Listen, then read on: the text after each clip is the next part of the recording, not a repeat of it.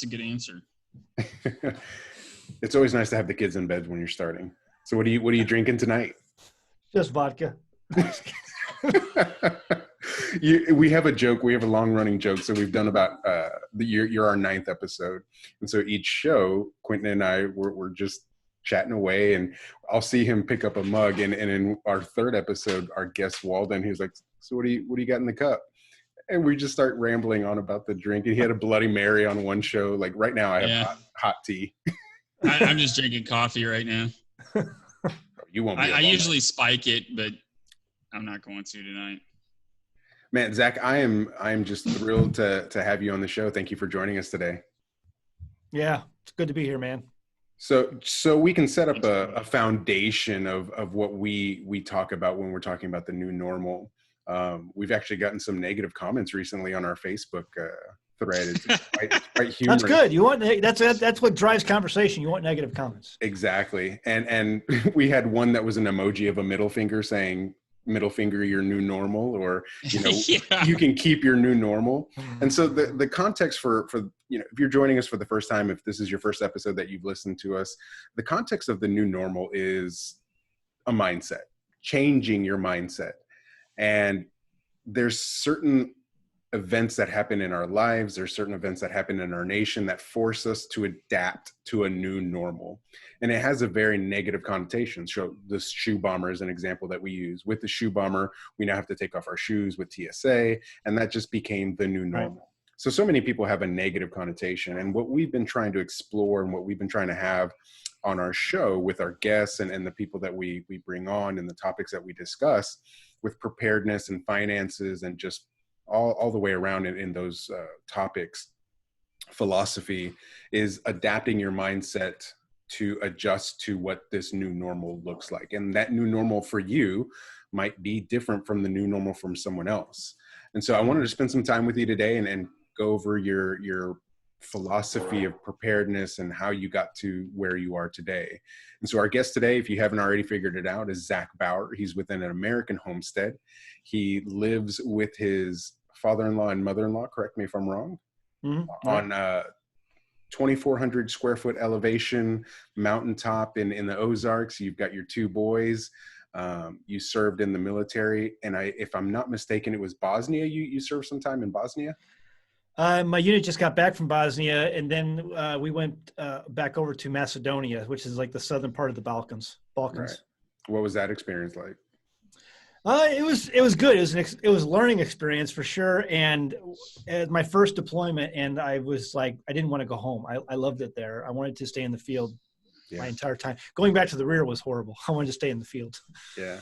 Jocko Willenick has the same mentality. You listen to any of his podcasts where he's being interviewed, and he's always talking about like, I was born to be a commando. I love being out in the field. It was just what I was built to do. Do you attribute any of your existing mentality of preparedness and situational awareness to your time in the military? Yeah, it's always what's called OPSEC, operational security, and it's a whole, basically in a nutshell, it's loose lips sink ships, right? So you keep your operational security under wraps, and what you're doing, careful about what you're talking about at different times. And so, all of that really played a part in trying to hone my preparedness mindset little by little. I also read a book. I always attribute a lot of my preparedness to a book by PJ Orourke. I read that in the military, and about the time I was getting out of the military, it was called All the Trouble in the World. Fantastic book, great eye-opener, for people who are really woke. And PJ Orourke, he wrote a number of books, but he basically melds comedy with what is really going on in the world today. He's a very much libertarian leaning individual, but things like that, really helped hone my preparedness and where I was going to go in future years with all of it. Did you grow up with that mindset, like with your childhood? Were you kind of outdoorsy already, camping, hunting, all that good stuff? No, I grew up in St. Louis. Grew up basically in South County, South City area, and it was not prepared. My family was not like that at all. But joining the military and getting some world experience, seeing how the rest of the world operated, and then seeing just different things as life brings them to you, it's just, that's where I went. Right. What were some of the things in Macedonia that kind of stood out to you as far as having lived in a society like America, and then you go overseas? Like, what was there any culture shock? Is there anything that stands out to you? I mean, we weren't like in any combat. I mean, I spent my 21st birthday on the Serbian border. Basically, you're in 10-man teams, 11-man teams if you count the medic, and you're on the border of Serbia. And the whole idea was when when Serbia, or when Yugoslavia collapsed, the former Soviet Union, Serbia, which was one of the countries after the collapse, took all the military hardware of all those countries and then consolidated it. That left all the other countries defenseless. And Serbia, basically a lot of the whole point of us going over to the Balkans was to stop the Christians from basically taking back their land from the Muslims, because the Muslims were so horrific in their treatment of the Christians. Well, the Christians were just trying to defend their homeland. Now I look back on it and I'm like, man, I was totally on the wrong side of that battle. But because that's all they were doing. They were just trying to defend their homeland, from an aggressive people who weren't indigenous. Apparently, a lot of the atrocities were being committed by the Albanians in the first place, from what I understand. A lot of the stuff the Serbs got pegged with. There was atrocities on both sides, no doubt about it. It's war, for sure. And war is war. And so, it was a no holds barred. We're going to live, or you're going to live. And so, anyway, that was one of the things I learned about, and it's just, it woke me up to a lot of things, woke me up to a lot of tactics and things, how things actually operate. And so I've kept all that military. And one of the books, I just did a recent video on my Homestead channel about books I have on the Homestead. One of those is the Last 10 Yards by Poole. I forgot the first name. Anyway, he writes a fantastic series of books on tactical topics. And it's something I recommend to homesteaders if they're interested in that sort of thing. So you get out of the military, and I know you spent some time doing some political work. Talk to me a little bit about what got you involved in politics. Right. Yeah. So I worked. Oh man, I would say I worked. I volunteered mostly for a number of campaigns. I was a volunteer lobbyist in Jefferson City. Early before that, I was a volunteer. I volunteered for Bill McCollum, who was a former congressman who ran for the U.S. Senate and then eventually became Attorney General of Florida. I was a campaign manager for a guy who ran for U.S. Congress once. And I worked for a number of other various campaigns and political issues. Mostly the political issues that I lobbied for were mostly Second Amendment oriented. So we had a number of bills passed in Missouri. We worked towards concealed carry, different firearms rights, hunters' rights, things, all kinds of things. Like the Castle Doctrine was a big one. We really pushed hard on that and wrote legislation for that. And we got most of our stuff passed. A few things we didn't, but most of them we did. And so working in politics, I saw really the nitty gritty, dirty sausage factory that everyone talks about within the state legislatures. And it is messy. It's horrible. There's ethics violations on both sides. And no matter who you're rooting for, and I just got really disgusted with it.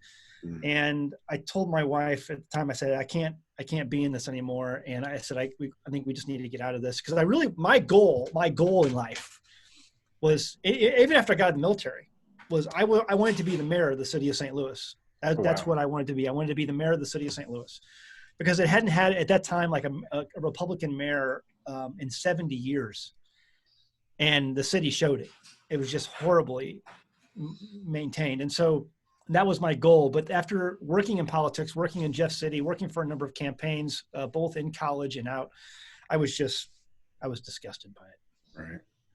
Right. So you go from a mentality of, serving the community and wanting to be a part of the community and affect change and having this, legislature passed and writing these different bills to help the community, and you kind of go inward. So talk to me a little bit about your decision to leave the city, to leave St. Louis, and what sparked the interest to even leave the city and do the homesteading thing. Like, was homesteading even the end goal there, or were you just looking to get out of the city in general?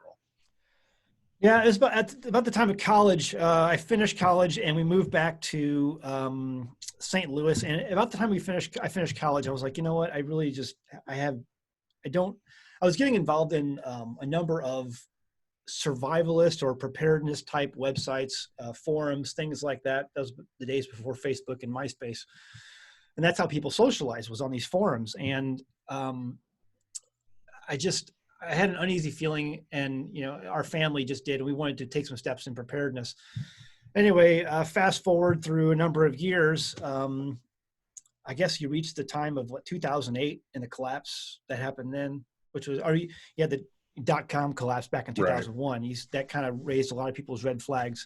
But by the time of 2008, I was in full blown prep mode. You know, mathematically speaking, this country cannot survive with its economy basically creating debt out of thin air and just printing money into oblivion. It cannot survive mathematically. And then you start to look at the history of all the other fiat currencies that have been created throughout history and see those results, and they all fail usually within 100 years or less.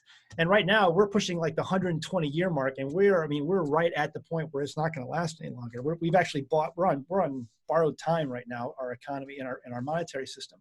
So by the time 2008 rolled around, I was full blown into preparedness, and I'm like, we got to get out of the city. We got to get out. And now we're going to start, and you know, my family's on board. And so we got to figure out a way to do this. And so we started looking for ways to get out.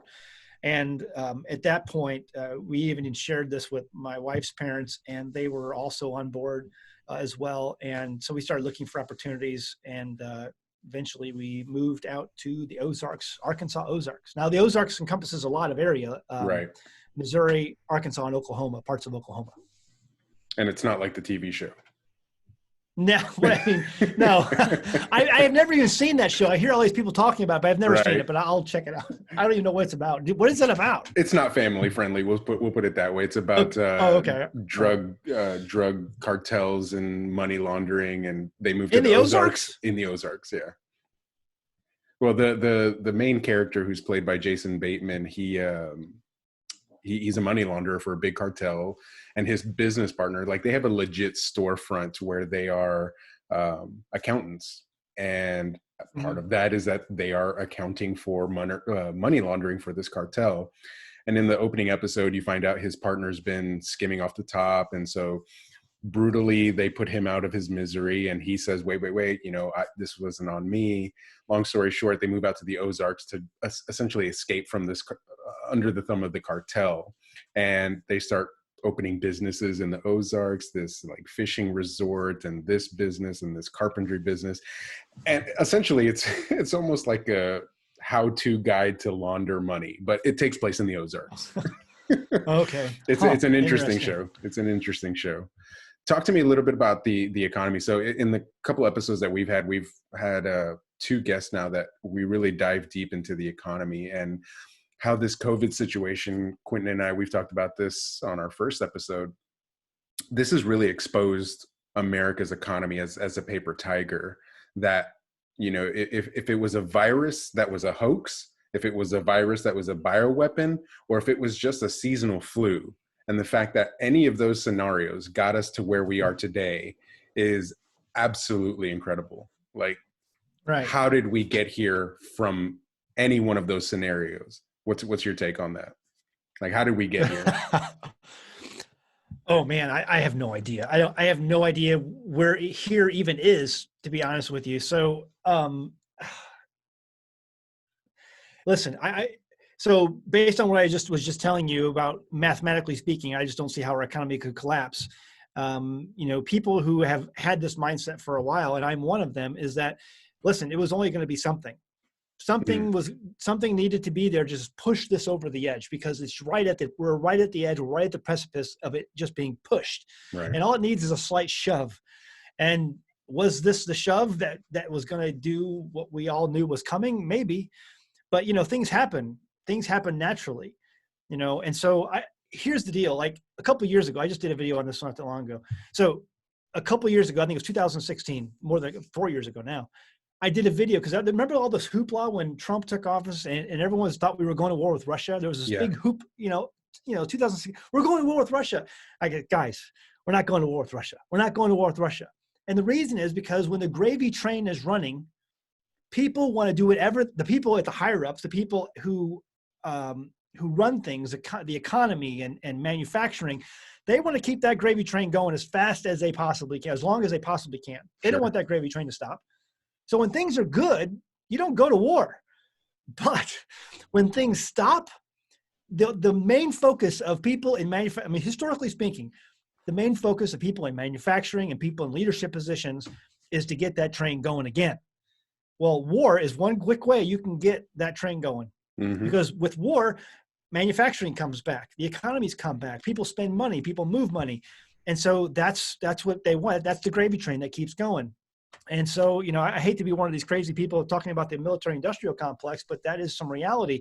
George Patton once said, compared to war, all of the forms of human endeavor shrink to insignificance because of all of what it takes to make the things that people have when they go to war: aircraft carriers, airplanes, uniforms, boots, whatever. It takes a lot of manpower, time, money, energy to put all that together so that people can go to war. And so right now, you know, you hear about the stuff in South China Sea, you hear about the stuff that's going on with Russia. You had a bomber the other day that just got 20 miles from Alaska's airspace, all this stuff going on. Yeah, well, stuff could happen now more than ever.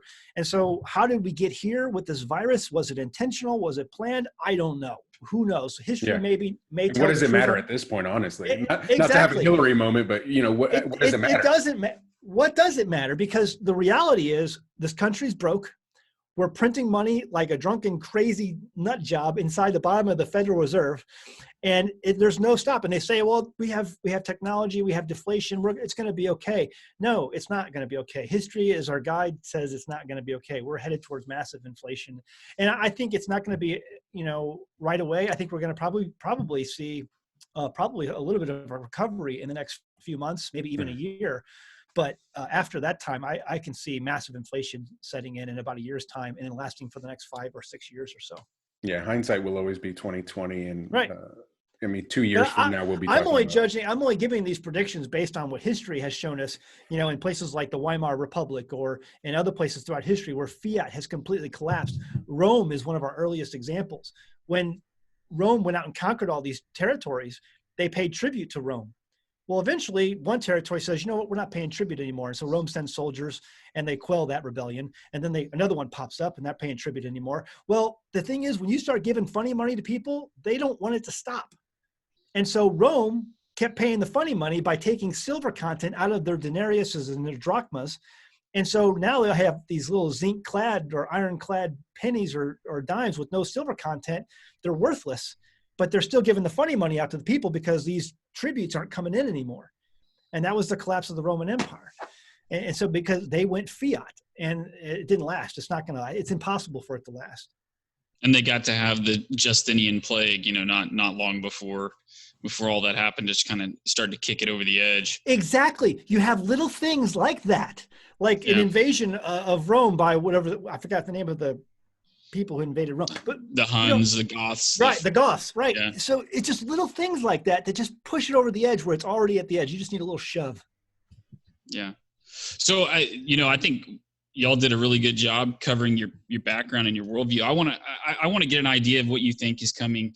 And so, you know, anybody who's a student of history understands where the term Balkanized comes from. Mm-hmm. And you got to experience that firsthand, right? Balkanization is, you know, it comes out of the Balkans region in the breakup of Yugoslavia, where internecine conflict got started because of either political, ideological, religious, or ethnic backgrounds being compatible with one another in an area, whether that was just natural incompatibility or whether it was, you know, animated by an outside force or what have you, doesn't matter, right? It existed and it caused a kind of implosion. I don't think there's any doubt in anybody's mind at this point, especially if you're an objective, you know, a rational observer, that the United States either has been, you know, unintentionally or intentionally Balkanized on so many different levels. It's not just political at this point. There's Balkanization, cultural Balkanization. We have ethnic Balkanization. We have, you name it, and there's some sort of deep strife and, you know, turmoil behind that for whatever reason.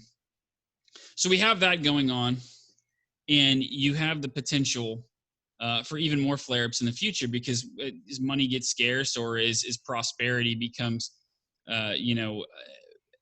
more and more unlikely, and people's futures become more bleak, they're going to be hostile. They're going to lash out at one another for whatever reason. And if this is the thing that pushes us off the cliff, I think it could be quite ugly. I'm not making that prediction, but I mean, it's definitely a possibility. It's definitely a worst case scenario. Would you agree with that? And how do you see, the future playing out if we are indeed in the beginning stages of a collapse, and potentially what that breakup or our current balkanization, what would that lead to in terms of a breakup? Oh boy, It's a big question, I know. I think we're past the point of no return at this point. So we'll have to wait and see, and again, you never know. Hindsight's 20/20, right? So there's a lot of scenarios I see that could play out. I could see a breakup of the United States on a whole lot of different lines. Just pick one. The Bible Belt, for example. I think the Bible Belt is still pretty solid. I think a lot of people in the Bible Belt have had it up to here with the worldly views that have been pushed upon it. And many people in the Bible Belt will push that out violently, maybe, and believe that they're doing it righteously. So, and then you have places like, California, the West Coast. I think people in the western states, not the West Coast, but the western states, they just kind of, there's a different mindset of people in the Redoubt in some of those places. They have a completely different mindset of how life should be lived, and very independent, very libertarian minded. Some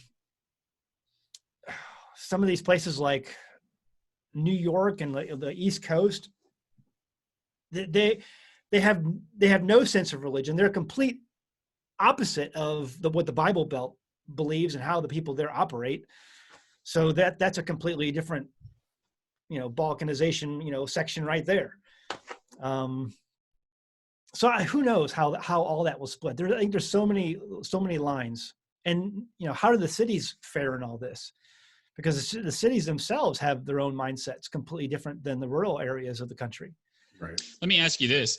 We kind of jumped into balkanization before we kind of covered this talking point.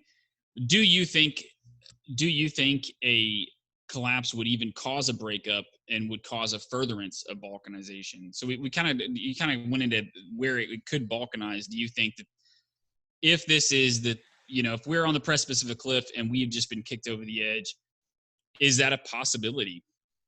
Yes.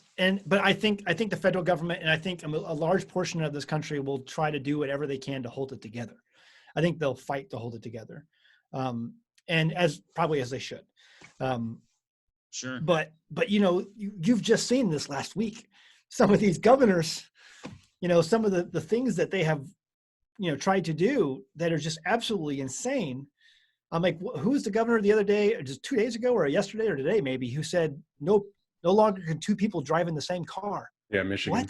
What? Okay. So it's like that kind of idiocy is actually possessed by people, and they're going to try to, and so you could see violent overthrows of localized governments, state governments. We're starting to see pockets of that with Michigan and other, states that are showing up, and you've got Sean Hannity over here saying we shouldn't be showing up to these protests with long rifles. Like, it's just not good for the message. And no, it's perfect for the message, because you're telling these people this is why the Second Amendment really does exist. Yeah, it's because when you tell me I can't go to work and I can't feed my family, now you're in direct conflict with the U.S. Constitution. And so I think it's the perfect message to send to these politicians who have completely forgotten that there is a 3% out there. There really is. And they will go nuts. And many of those 3%, I'm not a 3%er. I'm not saying I'm one of these guys. Define a 3%er for those who don't know. People who will raise up arms against a standing army, whether it's government or not, doesn't matter. People, and not only are there 3%ers out there, but there are 3%ers who are looking forward to this. Right. They've been waiting for this. They're just bluists.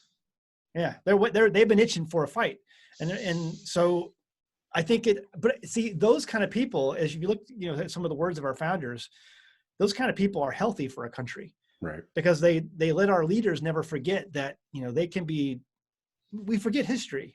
My kids in homeschool were just reading about Napoleon III, who was a horrible, most of these guys in France would get deposed one after the other. And it was the people going into the streets of Paris who did it, and some of them didn't make it out of France alive. Some of these leaders.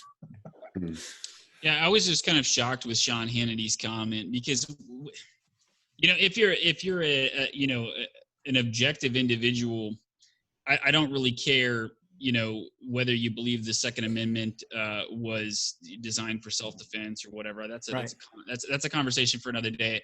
But it definitely was for the intents and purposes of forming a militia to voice an opinion that could not otherwise be voiced, right? Because if you follow von Clausewitz writings, warfare is just politics continued by other means.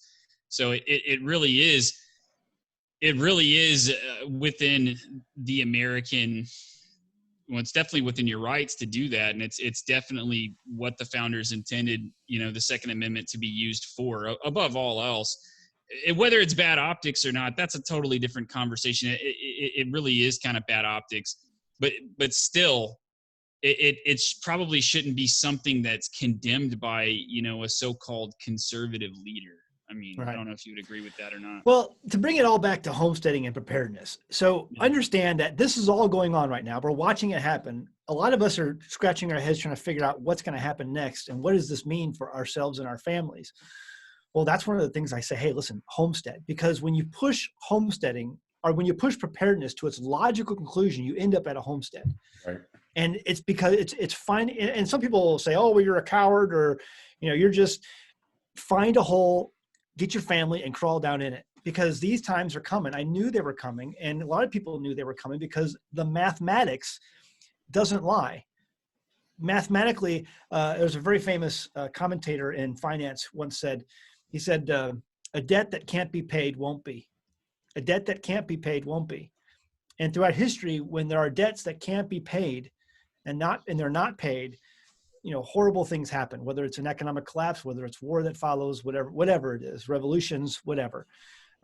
Horrible things happen. And so if that's the case, rather than participate in it, because that's never good, you don't want to go out and participate in it. I'm not one of these guys who's going to be showing up at a rally with a rifle, that's for sure. But what I am going to do is find a way to safeguard my family until these horrible times or these questionable times pass over. And then there'll be a new time. And then, hopefully then my children will be able to raise up there, depending on what happens and how it all plays out. Hopefully my children will be able to raise their families in a more peaceful, more stable environment. So you're living in St. Louis and you're getting ready to leave. What was the mentality? What got you prepared to start moving out? And Quentin, we'll get back to your sorry. That's all right. So how did I prepare to move out? Is that what was your mentality? What were you doing to prepare? What were you studying? What were you reading? What were you watching? I don't think YouTube was that big of a resource back then, but what were you doing to really get ready? My biggest resource was a place called frugalsquirrels.com, Frugal Squirrels. And I think they're still in operation today, but it's a forum and there's a lot of good preparedness people there. And I got a lot of information. I started, making how to preserve meat. And this is all while living in St. Louis in an apartment. And how to preserve meat, making hamburger rocks. That's how you can make hamburger rocks, preserve meat, and it'll last for years. The hamburger will last for years with no refrigeration. Okay. And so I would learn things like that. We started learning how to canning, making pickles or, bucketing up buckets of wheat or buckets of pasta or buckets of rice, buckets of beans, and learning different methods on how to preserve that for long-term storage, whether it's dry ice or freezing or different methods. And so we started putting all this food away and stocking it up, learning how to be better marksmen, learning how to operate a firearm efficiently, taking classes, advanced classes even, stuff like that. Just trying to get this ready before anything else. So, a lot of people are going to say to you, because I've heard them say to people in the past, this is crazy. America will never fail. Everything will continue. People with the head in the sand, you know the type I'm talking about. And I've been having these conversations a lot with people lately, and I've just been telling them, even if this doesn't collapse at this point, the way MMT works is we're not going to get out of this thing without crushing poverty. I mean, absolutely crushing poverty, because they're going to have to raise interest rates and increase taxes to contract the money supply. Mm-hmm. And if you're already poor, the government knows that when we have a downturn, a certain percentage of the population dies, right? Mm-hmm. But to get out of that issue, those problems, if they've increased the money supply, they have to contract it. And those people who were in the lower rungs of society economically, they're going to be crushed even harder. They're going to be put in a vice. Some of them aren't going to make it. You already have a lot of people dying deaths of despair. So you've got an incentive, even if there isn't some total collapse, to prepare for at least financial hardship. And so what would you say to somebody, that doesn't necessarily believe a collapse is coming, but might already be struggling financially and wishes to take the steps to prepare to prevent, problems in their life, like starvation or, just going hungry, not even starving? Yeah. So we have this disease in this country, and it's not the virus. It's called comfort. That's the disease in this country. We have it. Most of us have it. Most Americans have it. Because like you said earlier, Sal, we've never been to a third world country where you've seen those experiences, how other people live and how they struggle. And I mean, that was one of the things I saw that I guess was the most awakening for me. My first deployment, was over in Macedonia, and seeing a real third world country, and how the people lived in the little villages, and how they suffered because they didn't have access to medicine or to doctors or to food, regular food. They didn't have an access to get to market and things. I remember we were living, and we'll get to more of this in a minute, but I remember we were in at our observation post on the border, and every day from the little village up the mountain, the shepherds would come down with their flocks of sheep, and they'd graze them.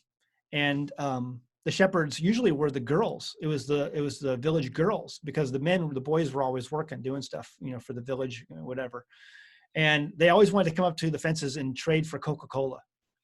And so they went in. No. They had fake Coca-Cola. They had the fake Macedonian Coca-Cola. Didn't taste really like Coca-Cola, but they wanted the Nutella that we had, because the GIs were given big things of Nutella.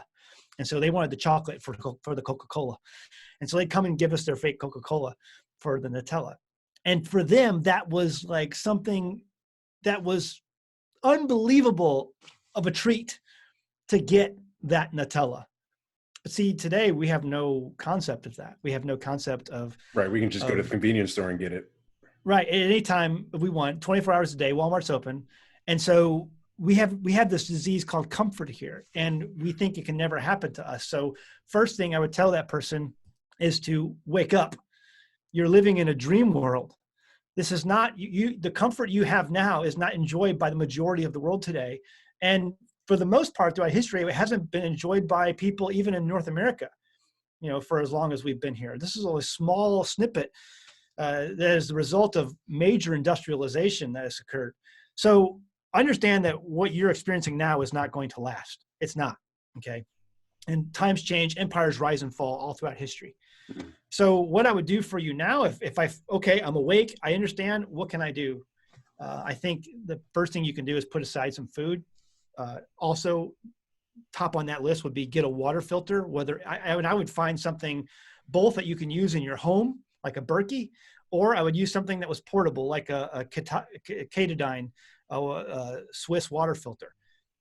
Very good water filters. It's something that's portable you can put in a backpack. Have a way to, because that's one of the things that these people suffered the most with in these countries: access to clean water, access to food. So dry good foods that's going to last a long time. Rice, you can add a cup of rice to 1 can of chunky soup, and that'll feed 4 people. That's a lot. That's a meal. But you got to have that rice. You got to have that access to that stuff. So water, rice, gold, silver. If you have the means to put some of that in there, I'll tell you a story. There's an old story about the Weimar Republic. So the Weimar Republic collapsed in about the same circumstances that we're here. I mean, there was a different thing that pushed it over the edge than we're experiencing. But there's an old story about the Weimar Republic, about an American businessman who goes into a hotel before the collapse. Things were good. The economy was good in Weimar at the time. And so he goes in and he befriends a bellboy at the hotel. Have you heard the story? Okay. He befriends a bellboy at the hotel, and the bellboy spends the day with them, helping him with different various tasks, doing errands, helping him, carry a few things here and there, taking notes back to the messenger for the telegraph, whatever it was. He spent the day with them. At the end of the day, the American businessman gives him a $20 gold piece. Okay. And he holds on to that gold piece. He was like, wow, a $20. He had never seen one before. It was a $20 American gold piece. And he keeps it. The Weimar Republic collapsed. A few years go by, and everything is bankrupt. It's basically wheelbarrows full of money to buy a loaf of bread. The inflation was so bad at the Weimar Republic at the height of the Weimar. He goes in at the time. He's laid off, and he hears that his hotel is now for sale. He takes that $20 gold piece that American gave him. This is a true story. And he buys the hotel with that $20 gold piece. Wow. The bellboy, who was laid off from his job because of the collapse of the economy, bought his entire hotel. It was a nice hotel for a $20 gold piece that he had gotten for it as a tip from an American businessman. That's amazing. It is amazing. And you can see that happening now with respect to the fact that we've talked about this numerous times now. We were at the height of a bull market, the height. I mean, we were roaring through this stock market, and in a matter of 2, 3, and then now going to 4 and 6 weeks, we went from the height of our economy to literal bread lines in Costco's. Right. It doesn't look like Weimar Republic. It doesn't look like wheelbarrows of cash getting loaves of bread, but we're starting to see runs on meat, runs on dry goods, runs on things that you just wouldn't think about. My wife and I had a difficult time trying to find baking powder the other day, and just things that you wouldn't expect. Again, you mentioned the fact that we have this disease of consumerism, I think is another one, and comfort, and the fact that we have become so comfortable with that consumerism.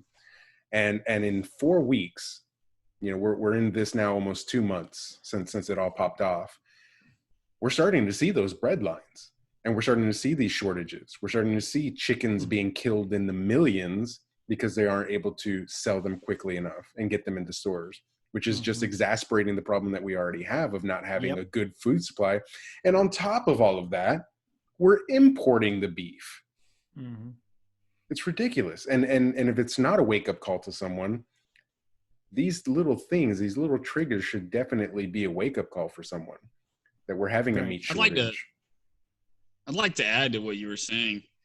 If anybody listening to this hasn't ever done so, you should really look into the Weimar Republic and what was going on there and what's happening here. There's a ton of similarities. I often call what's happening here like Weimerica, the Weimerica effect. And it's a really troubling thing. And you're watching history unfold in a way eerily reminiscent to 1920s Germany. And, what comes next could be very ugly. If anybody wanted to do some research, there's plenty of books written on the topic. But if you're not into reading, a lot of people aren't anymore. A good show on the topic is called Babylon Berlin on Netflix. And it can give you kind of a small glimpse to what they were facing then and what we could be facing now, honestly. Yeah, there's lots of examples. I mean, during the Balkan War, for instance, Sarajevo. Sarajevo used to be an amazing, beautiful, vibrant, modern city. The Olympics were hosted there. Yeah, it was beautiful. I looked at some of the pictures online. It was a great city, and it went down to the toilets. And so lots of great stories about people who survived during that collapse. And there's a story that I heard in Sarajevo where a guy, to get by with his family during that collapse, he always managed to have gasoline for sale because all the vehicles were diesel, right? He always managed to have diesel, fuel for sale, a little bit, not a lot, but a little bit. And he would trade that for things for his family, like food, just essentials, things. But he always had managed to have it. And after the war was over, people would ask him, where did you get this? Oh, well, this and that. I get it from places. And I'm just trading. He's a wheeler and dealer. That's how he passed it off to his friends who were asking, where are you getting this fuel? What he was doing at the end of the war, he told people he had some cedar trees or some fir trees, some kind of cedar trees out there in the backyard. And he was tapping those and distilling them. And he was making a sort of diesel fuel that burned in diesel engines. Wow. And that's how he was surviving with his family, because he was distilling it. And he wasn't going to tell anybody because he didn't want anybody to take his still away and take this source of income from him, because it was that kind of crazy. But, there's lots of stories. Argentina, amazing stories out of Argentina and Buenos Aires and its collapse in 2001. And then you have the modern day Venezuela.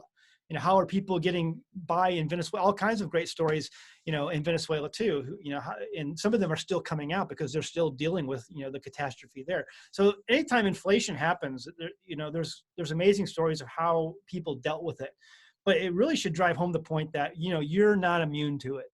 It can happen here. And mathematically, it's almost a certainty that it will. And it's just, if it doesn't happen, if they manage to somehow put enough Band-Aids on all this, it's only kicking the can down the road, and it's only going to make it even worse when it does happen.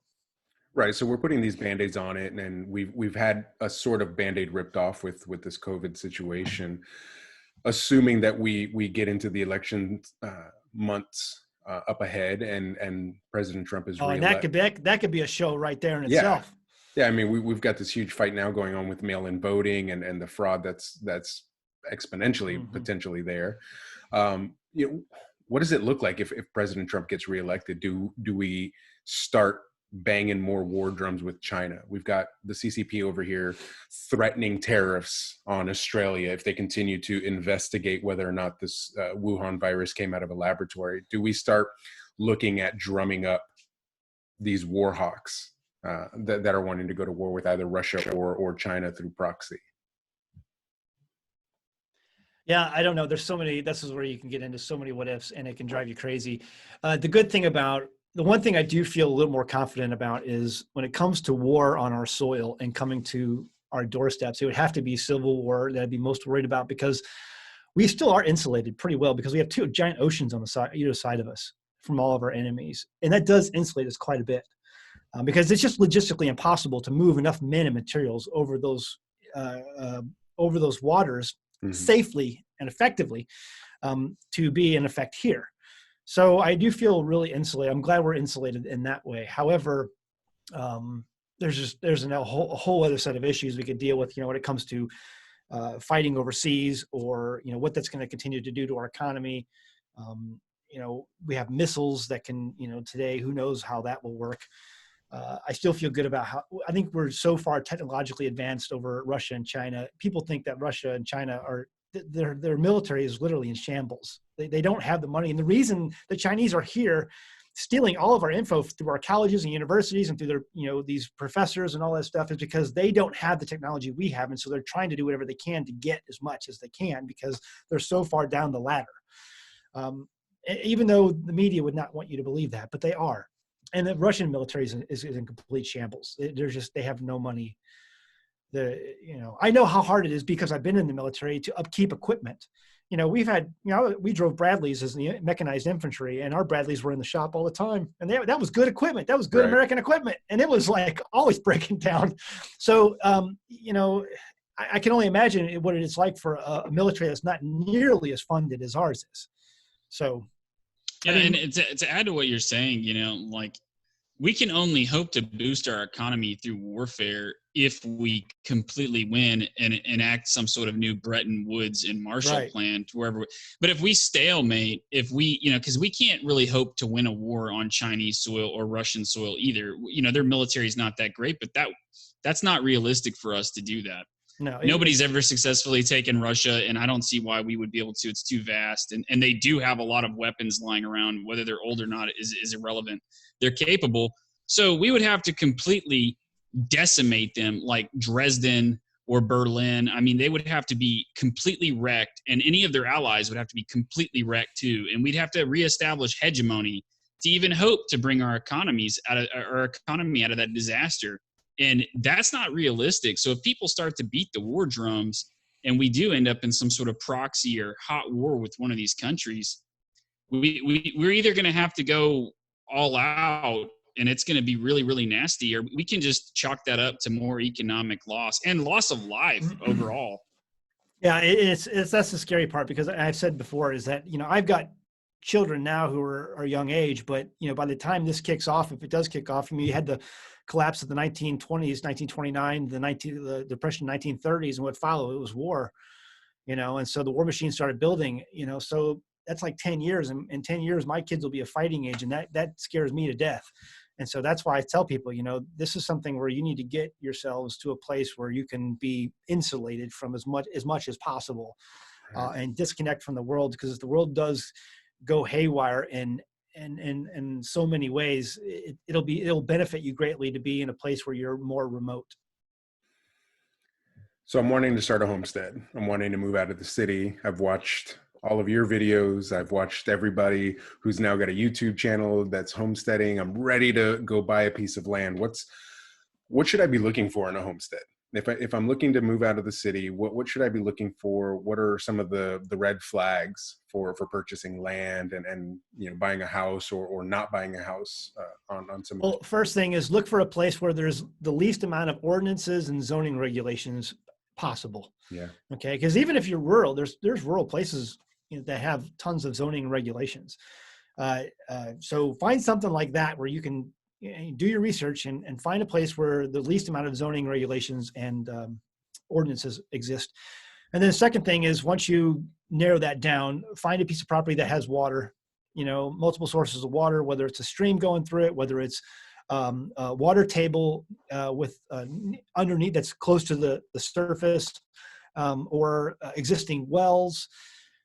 Rainfall is a big one. Pick a place. I get so frustrated with people who tell me, "Oh, I found a place in the Arizona desert." I'm like, yeah, I'm like, you're nuts.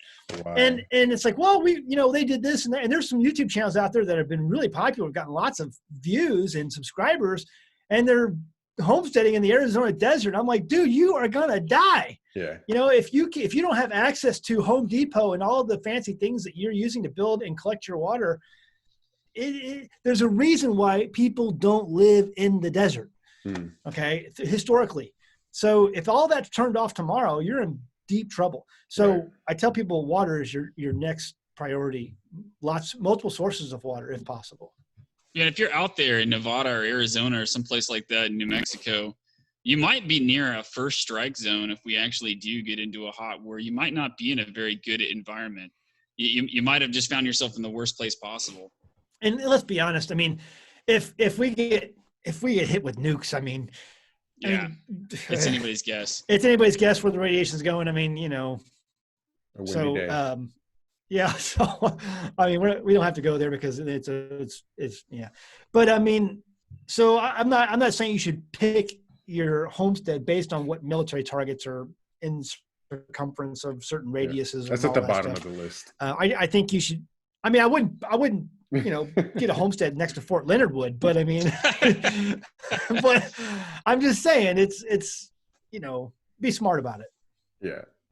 Nor would I get a homestead next to within 10 miles or right next to a nuclear power plant either. Yeah. Because if that thing fails and if it's not, Yeah, there's a great book out there. The title escapes me. I literally talked about it yesterday. Joel Salatin. Strategic Relocation. That's it.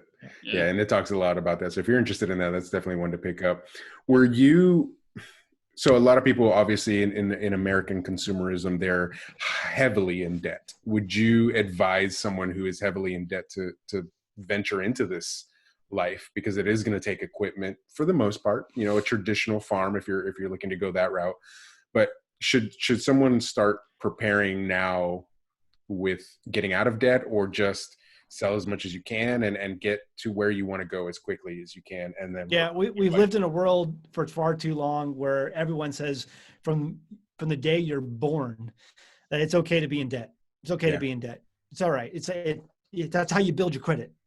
That's the wrong mentality. And so now those chickens are going to come home to roost. So Get out of debt. If you can get out of debt tomorrow, get out of debt. And listen, I'm not going to be a financial advisor. I don't want to give anybody financial advice. I'm doing what I'm doing, but you need to figure out your own thing, but get out of debt. And doing the Dave Ramsey plan, and taking the next 3, 4, 5, 10 years to do it, that might be a little bit tough. Yeah. So I think if we had that kind of time, fine. But I just think you need to be out of debt get out of debt if you can. Other than that, I don't know how much you want to go down different financial avenues right. of what to do after that. But we've lived in a society where people have told us ad nauseum that debt is okay. Debt is what you want, and it's not. Right. Yeah, we actually had a guest on quite recently, Hans Johnson, who wrote a book called The True Wealth Formula. We're actually giving away 2 free copies. This will be a little plug for it. If you go to newnormalpod.com/TWF, you can pick up this book right here. It's called True Wealth Formula. Just finished it the other day. Great insights. Again, it's not a financial advice book or take it. There's a disclaimer at the front. He's not a financial advisor, but definitely getting yourself out of debt and getting yourself into the mentality. And a lot of preparedness comes with financial preparedness, having the intestinal fortitude to just stop going to Starbucks every single day.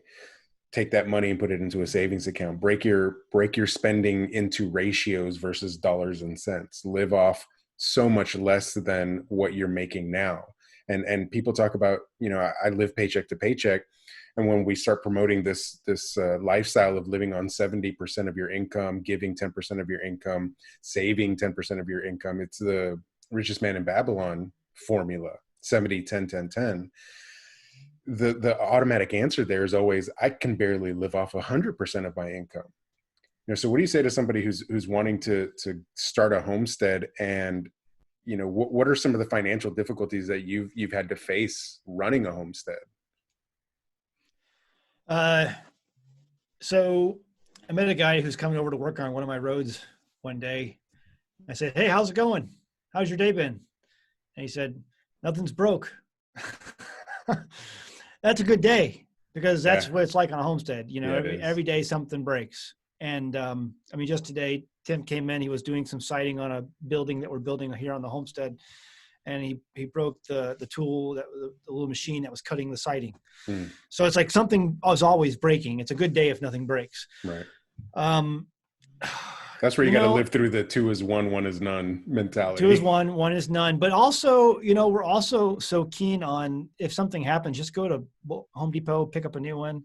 Yep. I think we need to, if times get to where they're going to get like we think, then there's going to come a time where if something breaks, you try to fix it. Yeah. You go above and beyond. We're gonna make this work again. Work with what you have. Yeah, and so our grandparents were made up of that kind of attitude, and so the whole rigging things up to make it work again, it was common for them because they didn't have money to just go buy a new one. So I think that's something that's a mentality. But as far as money and not, what do you do on a homestead? How can you, if you don't have any money, man, let me be harsh for a minute. Go for it, man. So we hear about all this stimulus going around, and we hear about, well, we got to support these companies. We got to support these people. And we know what happened to the first round of stimulus. It all went to a lot of these businesses, people that had no business going to, while the small mom and pop guys didn't get anything. Well, the reality is we have lived far too long with this mentality that everyone gets a trophy. No, there's going to be some that sink and some that swim.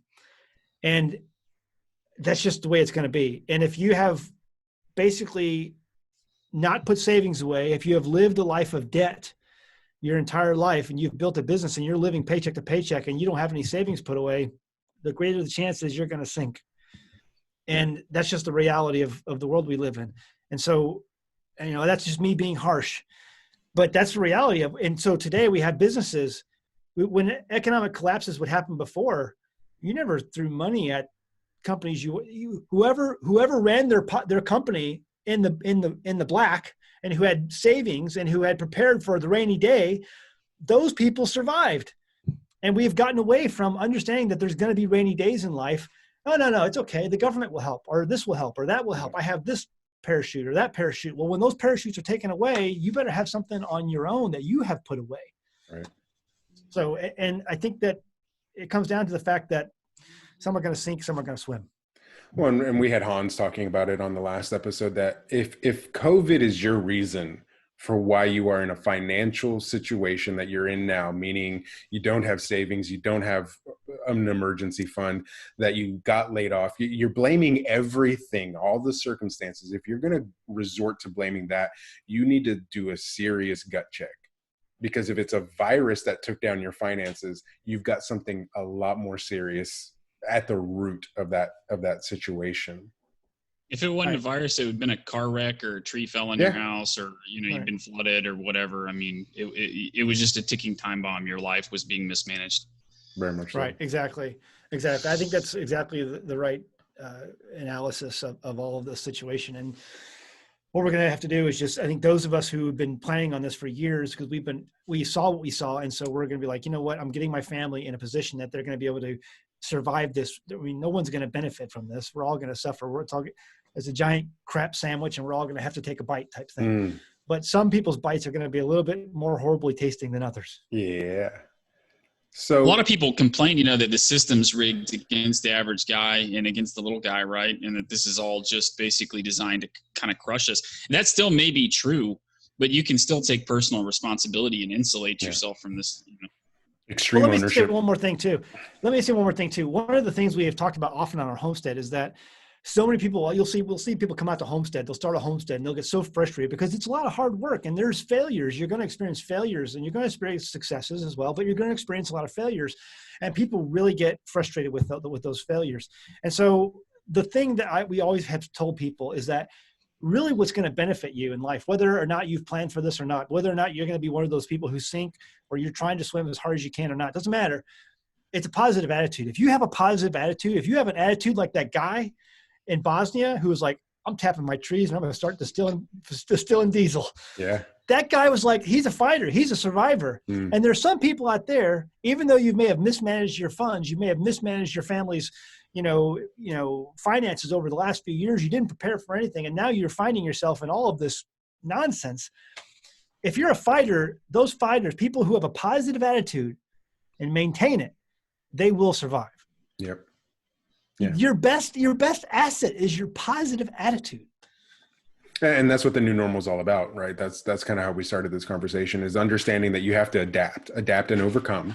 Mm-hmm. And that can be your new normal. And so you hit on exactly what my next question was relating to. Homesteading is hard. Social media does an incredible job curating all the highlights of living on a homestead, the beautiful, menageries that you end up with and these great yields that you get. Walk me through what your typical 60 minutes of your morning or your first 90 minutes of the chores that you're having to do. What does a typical starting day for you look like on the homestead? Oh, I'm going to disappoint you because I can go through mine because mine's super easy and chill, and giving people that misconception that you're going to be out there for 10 hours, working the hay bale. Yeah. There are times like that. But I make a majority, I work from home, so yeah. I have a design background, computer animation, digital media. And so I do a lot of computer work, clients and stuff over the internet. And so I have that ability. So, and right now we're not, normally in the springtime is really busy because we're working on the gardens. We're trying to get all the, get the gardens ready, get things planted, everything's situated. That's more of a busy time. Summer harvest is also very busy because you're trying to harvest and bring as much in so you can save it and put it up in the pantry. But really when I get up in the morning, coffee is first thing, and my kids get up. For me right now, I'm homeschooling them. And so, we homeschool. They have a number of chores. I have children, so the majority of those chores fall on them now, and I'm training them to do those things. So it's my kid, my oldest, who takes care of our sheep. We have about 23 sheep or something like that right now. Nice. So he takes care of the sheep. He makes them fed, makes sure they're watered. My kids we have composting toilets. And so my oldest empties the composting toilets. And my Thanks, youngest Dad. fills the sawdust buckets. Yeah. And yeah, that was a great one. When I finally passed that off on to him. Here you go, son. What else? Keep. Yeah, yeah. I mean, there's lots of chores that they do. Bringing in firewood, the wintertime, just getting rid of different things, just doing chores, burn trash. I probably shouldn't talk about that because it's, anyway. So just stuff like that. They have the chores. We all do it. And I just kind of oversee and I'm the straw boss. So what is the dynamic with your in-laws? How do you manage those chores and go back and forth? Well, Tim is the builder on our homestead. So Okay. my father-in-law, he builds. I mean, he's out there building every day. He's just a machine, and that's all he does. Bang, bang, bang, machine. He's always out there building new buildings. He's got plans for new ones he wants to build. And he built this office that I'm in now. It's a new studio that we're using on the homestead for videos for the Homestead channel. It's got the green screen behind it. Nice. So yeah, it's nice. It's really perfect. That's soundproofing and everything. So he builds, and his wife maintains. Joanne, she maintains. She does a lot of the baking, and she will also we have a solar powered laundry machine, and so she does laundry for both of us. And yeah, that's basically what we're at right now. One of the biggest goals when we started our homestead, and I say this is kind of the mantra, is I want to go to the store as few times as possible. And so living off the land and having your own garden and having your own meat source, is that what you're raising the sheep for? Are you doing anything with the wool? Are you raising it specifically for meat? What other livestock are you getting into, or do you have? We have chickens and sheep right now. We've had turkeys and we had a milk cow in the past, but we have such an access to milk here. There's so many people who have milk cows that I can get raw milk anytime I want. Right. And so I decided not to do that. And so I guess that's probably a good way to bring up Jamie. So that was me and my wife's plan, was to have a milk cow. We wanted a milk cow. She was diagnosed with cancer February of 2019, and she passed away in November of 2019. Mm-hmm. And so when that happened, I decided that I can't keep the milk cow, and I have such an abundance. There's so much access to milk around here. Right. I just decided I'd go ahead and let that go. But we've had turkeys in the past. We have chickens now. We have sheep. And I think we're going to keep it at that point, just with the sheep. And the sheep is on the hoof, so that's meat that we can have at any time. Mm-hmm. Also, we can sell a few. We've sold a few now. We're going to be selling some more. And so you raise up your sheep every year, you sell the males, and you keep the females. Mm-hmm. That's how you grow your herd. Shear and cord your own wool? We have hair sheep. So we started off doing Shropshire, Hampshire sheep, but those wool producers, those major wool producers, if it's not a heritage breed, it's going to suffer, at least in this part of the country, with parasites and worms and things like that, because they're not normal. So you have Katahdins? No, we have St. Croix. St. Croix. But a lot of people do have Katahdins, and they do really good with those. I mean, that's what we have. Katahdins and St. Croix usually are really the good ones, heritage breeds that do well. But those are real similar to like Barbados? I'm not familiar with that breed, but I know people who have them. I'm not familiar with them, though. I'm not sure what kind of... They're great because, I mean, they're born with a woolly, outside, and then by the time they're a couple months old, they start to shed it, and then they... Okay, so that's similar.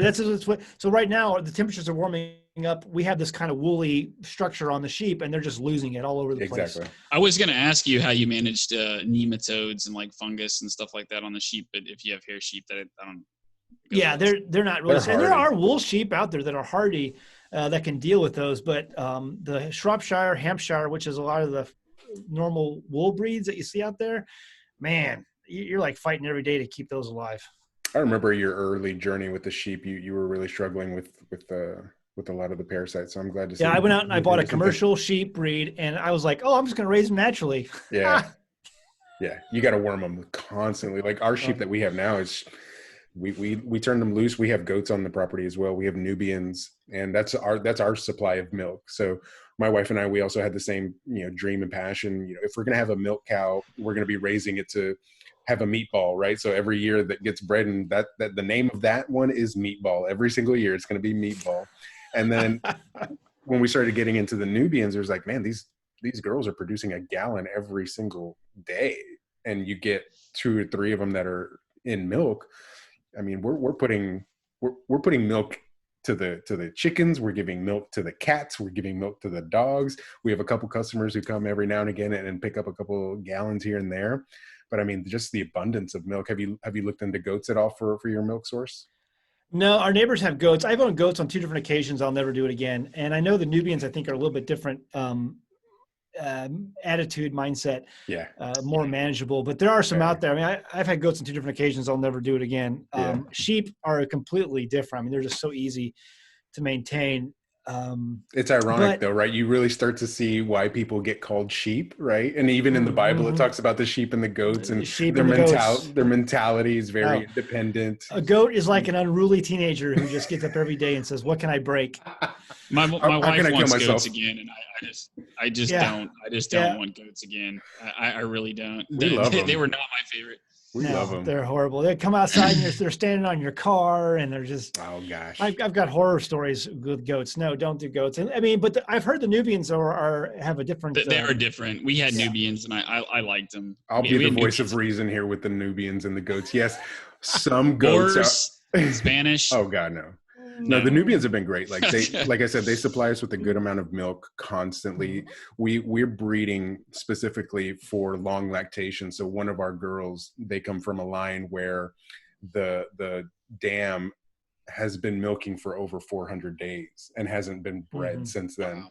So that's our goal, is to have long productive lactations, very easy, very chill breed. They're very friendly to us. So for anyone who's interested in goats, definitely research and look in temperament and you know, how they get along with other animals.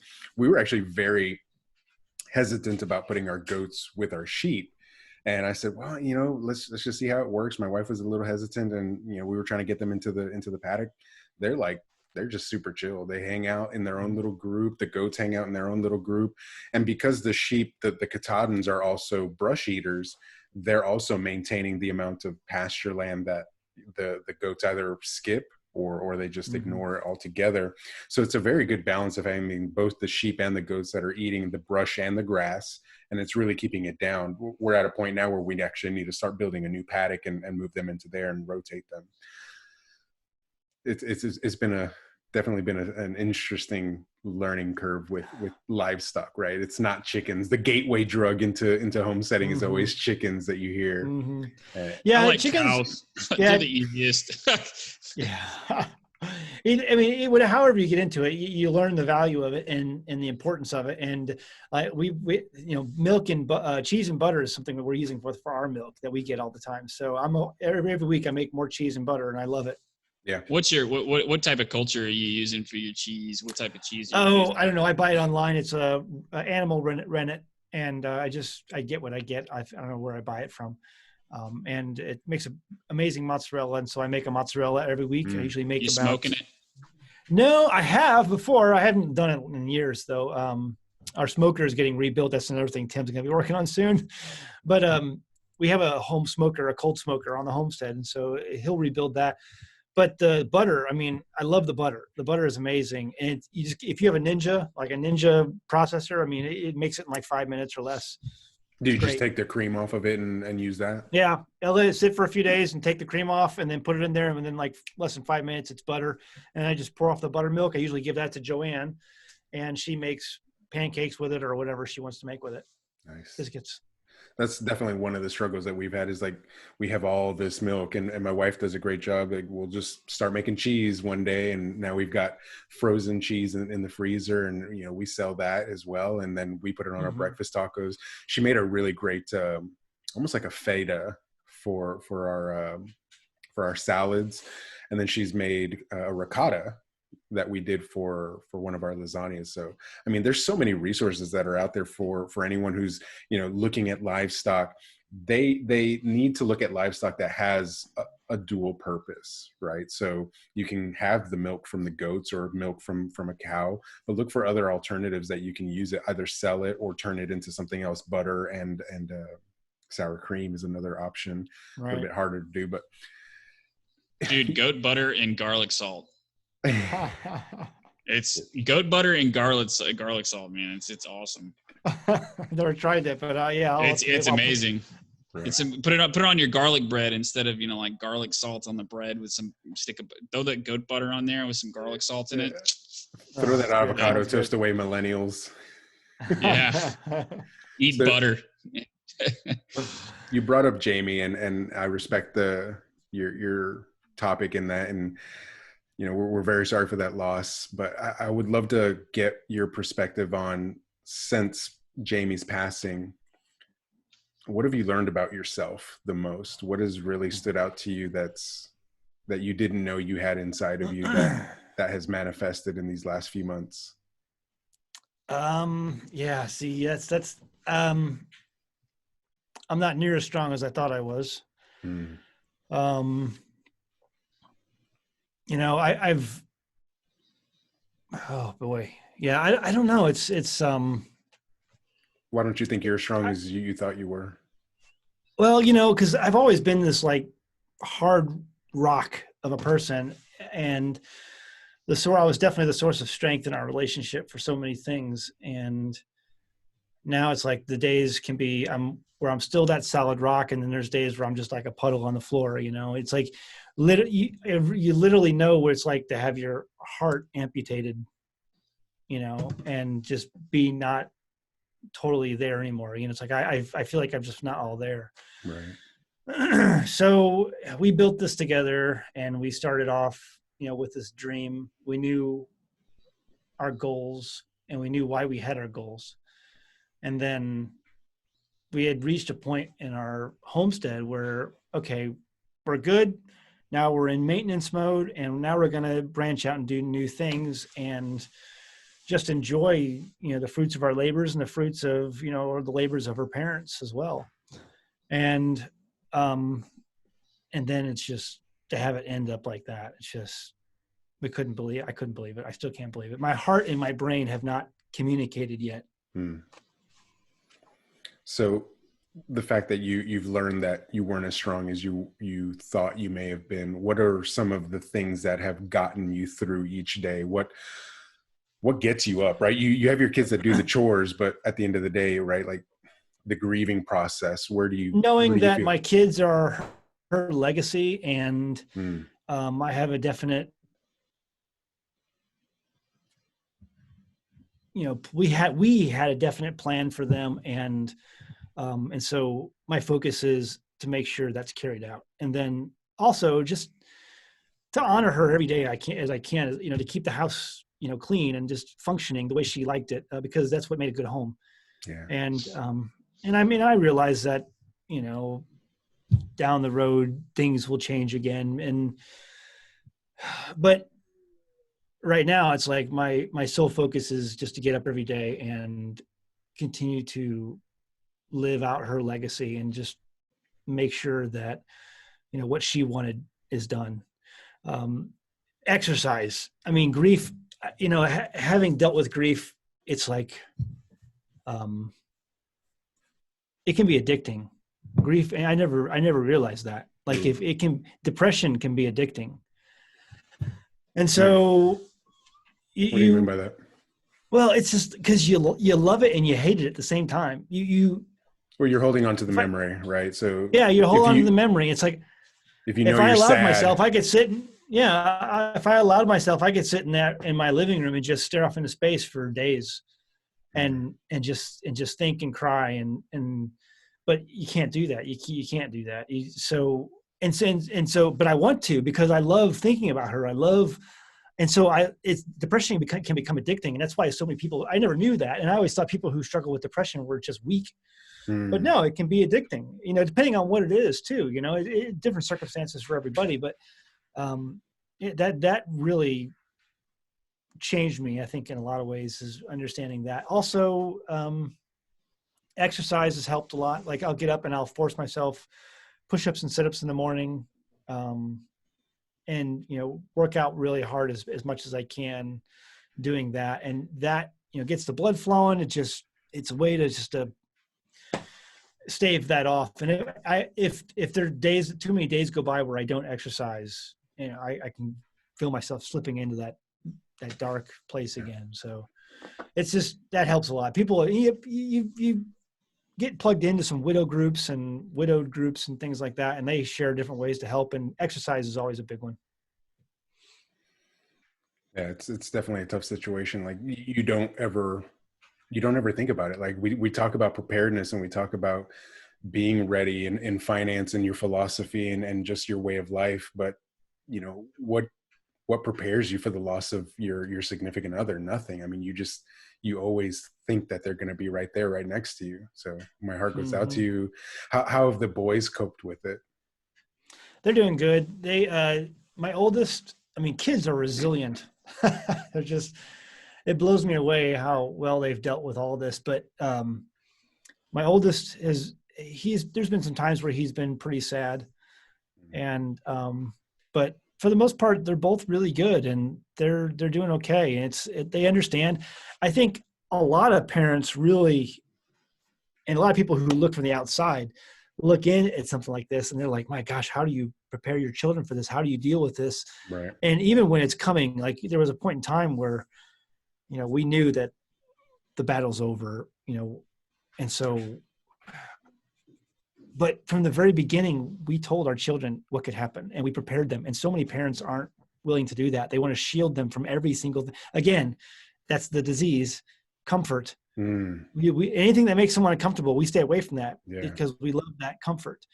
And from the very beginning, you know, we told them, you know, what might be the result of this. We sat down when we were open with them, and that prepared them very well for, you know, what occurred. And so when it happened, they were fine. They were okay. And you know, they'll still struggle at times throughout their life, I'm sure. But I think it made it a lot better by just being honest with them. What have you learned about your kids since that time? Oh, that kids are resilient. They can deal with things way better than we can. Yeah. We're a bunch of weak ninnies. And how's the dynamic with your in-laws been through this? It's been good. I mean, and it's the same. It's just the same, but it's not, you know. It's, you know, I've always gotten along with her parents, and, you know, some people don't get along with their in-laws, but I get along with my in-laws pretty well. And so that's never been a problem. Where does that cliche come from? Because I mean, that's always been pushed on society, right? Like the mother-in-law is always this crazy person that you don't get along with. And I'm like, my in-laws I get along better with my in-laws most of the time than my own family. Well, I grew up with a dad who always used to tease his mother-in-law, and they got along real well. But he used to love teasing her, and now I do the same thing to her. I tease her, and we have a fun time. She knows I'm joking, but you know, I try to be upbeat about things and, you know, not be too serious. And but you know, they miss her tremendously, just like I do, and it's just, you just can't believe you go through life. But the reality is life is a vapor. It's going to be over before we know it. And so I'm very thankful the time I had to spend with her. She changed me forever, and she was a remarkable woman.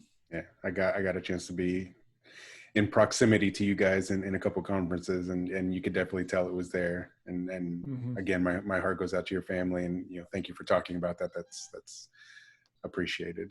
Thank you. What are some of the goals that you guys have moving forward on the homestead? You know, you're in maintenance mode that you mentioned. What are some of the things that you're doing to maintain the homestead, but then also grow it and expand? What were some of those projects that you were talking about that you wanted to expand and look at different avenues of revenue, or just different projects that you were looking to get into? Yeah, right now my main focus is homeschooling, because, you know, again, this is one of those things that society has sold us a bill of goods on, is that, and me and my wife were very much into trying to prepare for this at about the time when she got diagnosed. So we were switching into this gear, and that is to prepare our kids, because we want our kids to live here. We don't want them. What happens is, you raise up your children, you shove them off the nest, and you send them to college, and you hope for the best, right? Yeah. So what we wanted to do is, we have enough land here. They can have houses. They can raise their kids here. Heck, their kids can raise their kids here. We have enough land for that. And it's only 56 acres. But the reality is, I mean, how do you see people living now? They're in small little subdivisions. They're all crammed in. Yeah, I mean, we got plenty of room for a few generations at least. So my thing is, let's get these kids, you know, in industry. something that they can use. Joshua has showed, my oldest has shown a very good, what's the word I'm looking for? Interest. A very good, well, interest is one, but he's aptitude, I guess. Aptitude. Yeah, for development, back end coding development, back end coding, and so I've got him on JavaScript. He's doing blockchain Solidity. He's doing. He just published his first. I don't even know what it is. he's far. See, I've always been a front end developer. He's like back end. He's doing things. I'm like, I don't even know what he's doing. But he published his first app, whatever it is, to the blockchain testnet the other day. So I was just ecstatic about that, and for the Ethereum blockchain, and so he's learning all this stuff, and he's doing academy stuff at a certain academy online. He's learning the stuff, and so my thing is, okay, Joshua, we're going to get you ready. We're going to get you a place where you can earn an income, you can raise a family, provide for that family, and then we'll build you a house here, but you'll have a way to earn income. Now Caleb is showing more aptitude for working with his hands, and he really likes seeing Grandpa, and a lot of the things he does is building and things like that. So my idea for him is to maybe work with his hands on building products here. Like, so for instance, we have a lot of eastern junipers that grow on our property, lots of them. And these things, when the wood is worked properly, they sell for a lot of money. And so what I want him to do is to take these eastern junipers, people call them cedar trees, but they're really an eastern juniper, and cut them down, make cedar mantles, fireplace mantles, different things out of them, and be able to use those as an income for him. And so when he gets to a certain age, we'll start, honing that skill for him as a way to earn income. So right now, my big projects are getting these boys ready to earn an income, so where they don't have to leave. They can stay here, they can raise their families here, and then, continue to work this land and use the land for their benefit, for their family's benefit. So it's not about me at this point. It's about them. I'm working on them right now. Are you guys still running a sawmill? Do you guys still do that? I do have a sawmill. It hasn't been running a while because the last year I've been busy with Jamie and, fighting that battle and dealing with that. And so I went out to start my tractor, for the first time in like a year, maybe less than a year, maybe 6 months, whatever it was. And the starter's not working. So I got to get that fixed because this tractor runs the sawmill, the PTO on it. So I will get that back up and running. But once that does happen, we'll be cutting cedar trees, or the junipers, and we'll be getting that up again. What do you see their futures looking like with respect to staying on the land? Do you see them being? Do you see that their aptitude is staying home and bringing a family onto the compound, if you will? Yeah, and we're raising that. We're raising them with that mentality. I mean, they know that this is their land, that this is where they're going to build their home, and this is where they're going to raise their families. So many people, they're just not preparing their children mentally by telling them what they're going to do from the very beginning. And so they they hear the world's view of what they're going to do, and that's going to be to go to college. That's going to be to go out get into debt. Yeah, buy a house with a 30-year mortgage and with a crazy interest rate, and all this nonsense. And then what happens to the parents? The parents end up in an old folks' home somewhere, whereas their kids are off doing their own thing. But if we do it the way historically people used to do it, they basically build on the wealth of their ancestors. They build on the wealth of their fathers. Legacy. And so that's what an actual legacy is. That's right. And so that's what I want to do with my kids. I want to raise them up. They're going to maintain the legacy. They're going to build on the wealth that we have built for them. And then they're going to pass that on to their children. And then they're going to continue to do that, hopefully, on down the line. If they see it working, obviously, which it will, because this is historically how it's worked. Right. Do you see yourself getting involved in community projects, or are you involved in community, kind of going back to your political roots? Do you see yourself being the mayor of your existing town now? No. Listen, no. And this is an amazing community here, amazing people who live here, salt of the earth, and they love working with their hands. They're just good people here. But I don't want to get involved in politics. There's definitely a good old boy network, where I live. And I mean, that's the way it is anywhere. Yeah. You go to downtown St. Louis, there's a good old boy network in downtown St. Louis. And if you haven't been raised in it, you ain't going to get in it, or you're going to fight to get into it. And you're lucky if you can get out alive. But it's just anywhere you go, there's a good old boy network here. There are families who have been in this area who have the same name of the people who settled it 200 years ago. Right. Okay.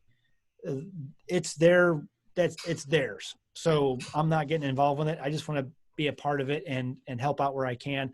There's a food bank in town that I volunteer at. I haven't been there because of the whole COVID thing lately, because I have elderly people who live in my in-laws who live here, and I want to go contract something or virus, or whatever, and bring it home. So I haven't been in there lately, but I still try to be active in my community, work at the food, volunteer at the food bank, and help out people when I can. But politics, bah. Yeah, we talked about being insulated, and we kind of touched on it just now with the fact that you and I and Quentin, we live in rural red state communities, and it's very anecdotal, and I understand that, and I'm aware of that. But for us specifically, my family, nothing much has changed. When this whole COVID situation started happening, we thought, okay, lockdowns were coming, food, we were really going to start seeing a lot of the food shortages happen a lot quicker than they have been, but not much has changed, right?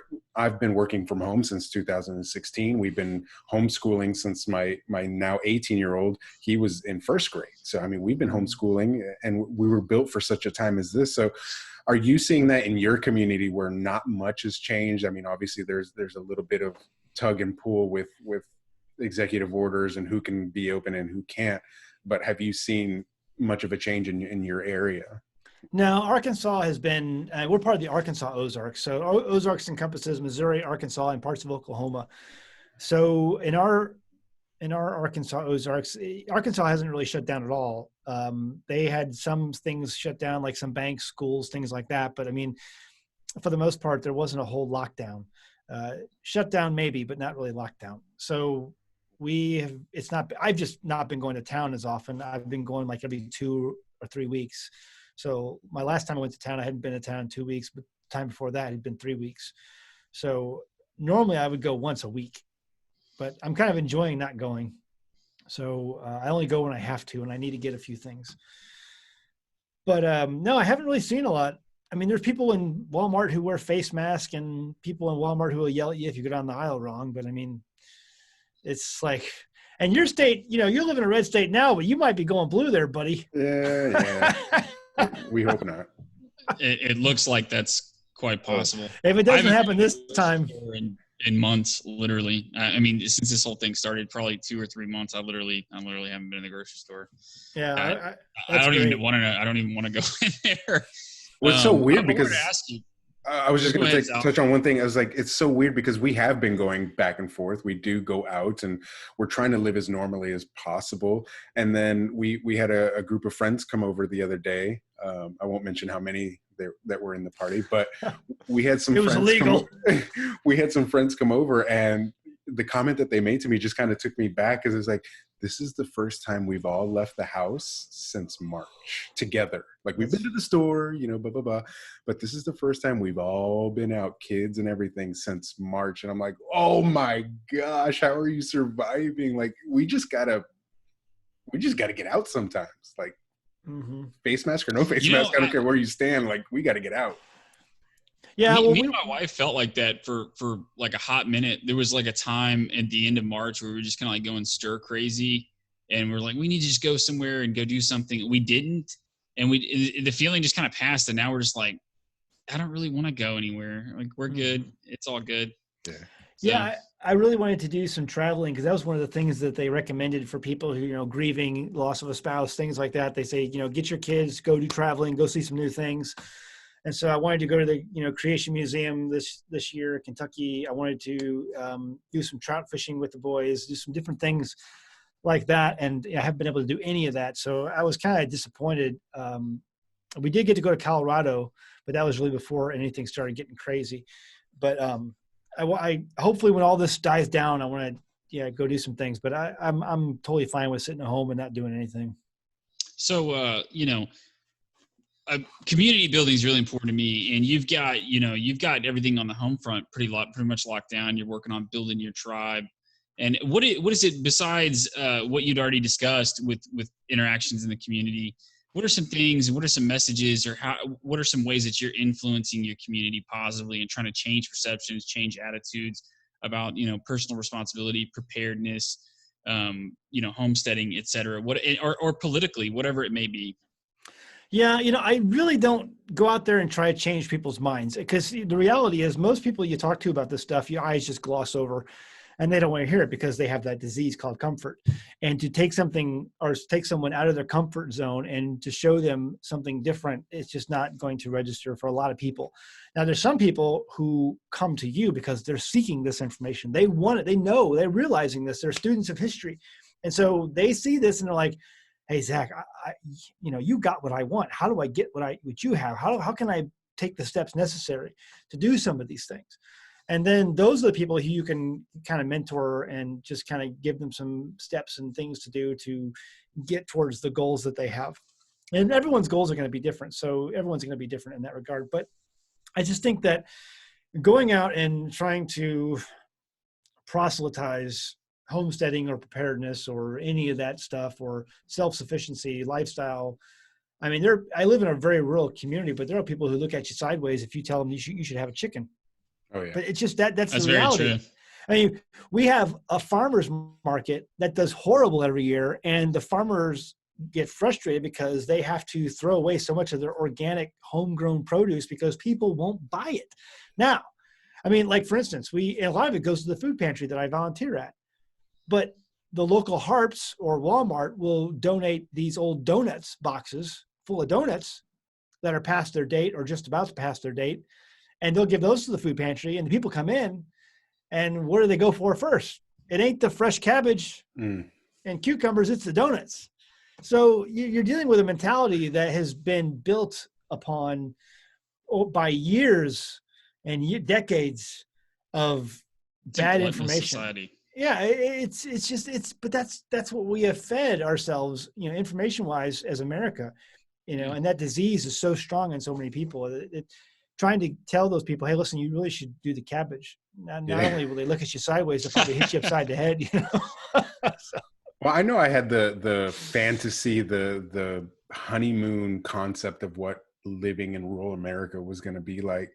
And I remember the first time I was taken aback by one of my neighbors who came to the property, and she was like, well, you guys moved out of the city and you came and did your own little green acres thing, huh? And I was like, yeah, doesn't everybody have chickens out here? And she just looked at me kind of crossways. And she was like, no, like, why are you doing this? Like, why would you move out of a big metropolitan city and live here, in relationship to where we live?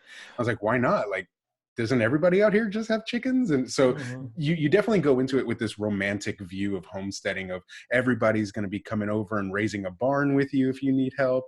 And it's just not like that. So building that tribe, building that community is definitely important. Do you have neighbors and friends who you do go to and rely on, who are like-minded, who are building this network of homesteaders locally? Yeah. So there's a number of, I have, for the most part, really good neighbors. And so in fact, almost everyone out here does have chickens or some sort of livestock, food on the hoof if they have to. So, and my neighbor to my north, he just moved in not that long ago, built a new house on his property. So he doesn't really have anything, but he's kind of like in the, initial building stages of his homestead. But I'm sure he'll get, I'm wrong. He does have cattle. He just got cattle. He has cattle. So, so even he just moved in and he's got cattle already. So, I mean, yeah, most people out here have cattle, and you can go to them for things, if you need help with stuff, it's not all the time, but if I need something, I can call upon one of my neighbors and be like, hey, listen, can I borrow this tool, or can you come help me do this? Or, if they need to call me, they can call me and I'll come help them. And so, yeah, that kind of network exists. It's not like living in the suburbs where you never talk to, your neighbors. You don't even look at them, because if you look at them, they might be like, why is he looking at me? Type thing.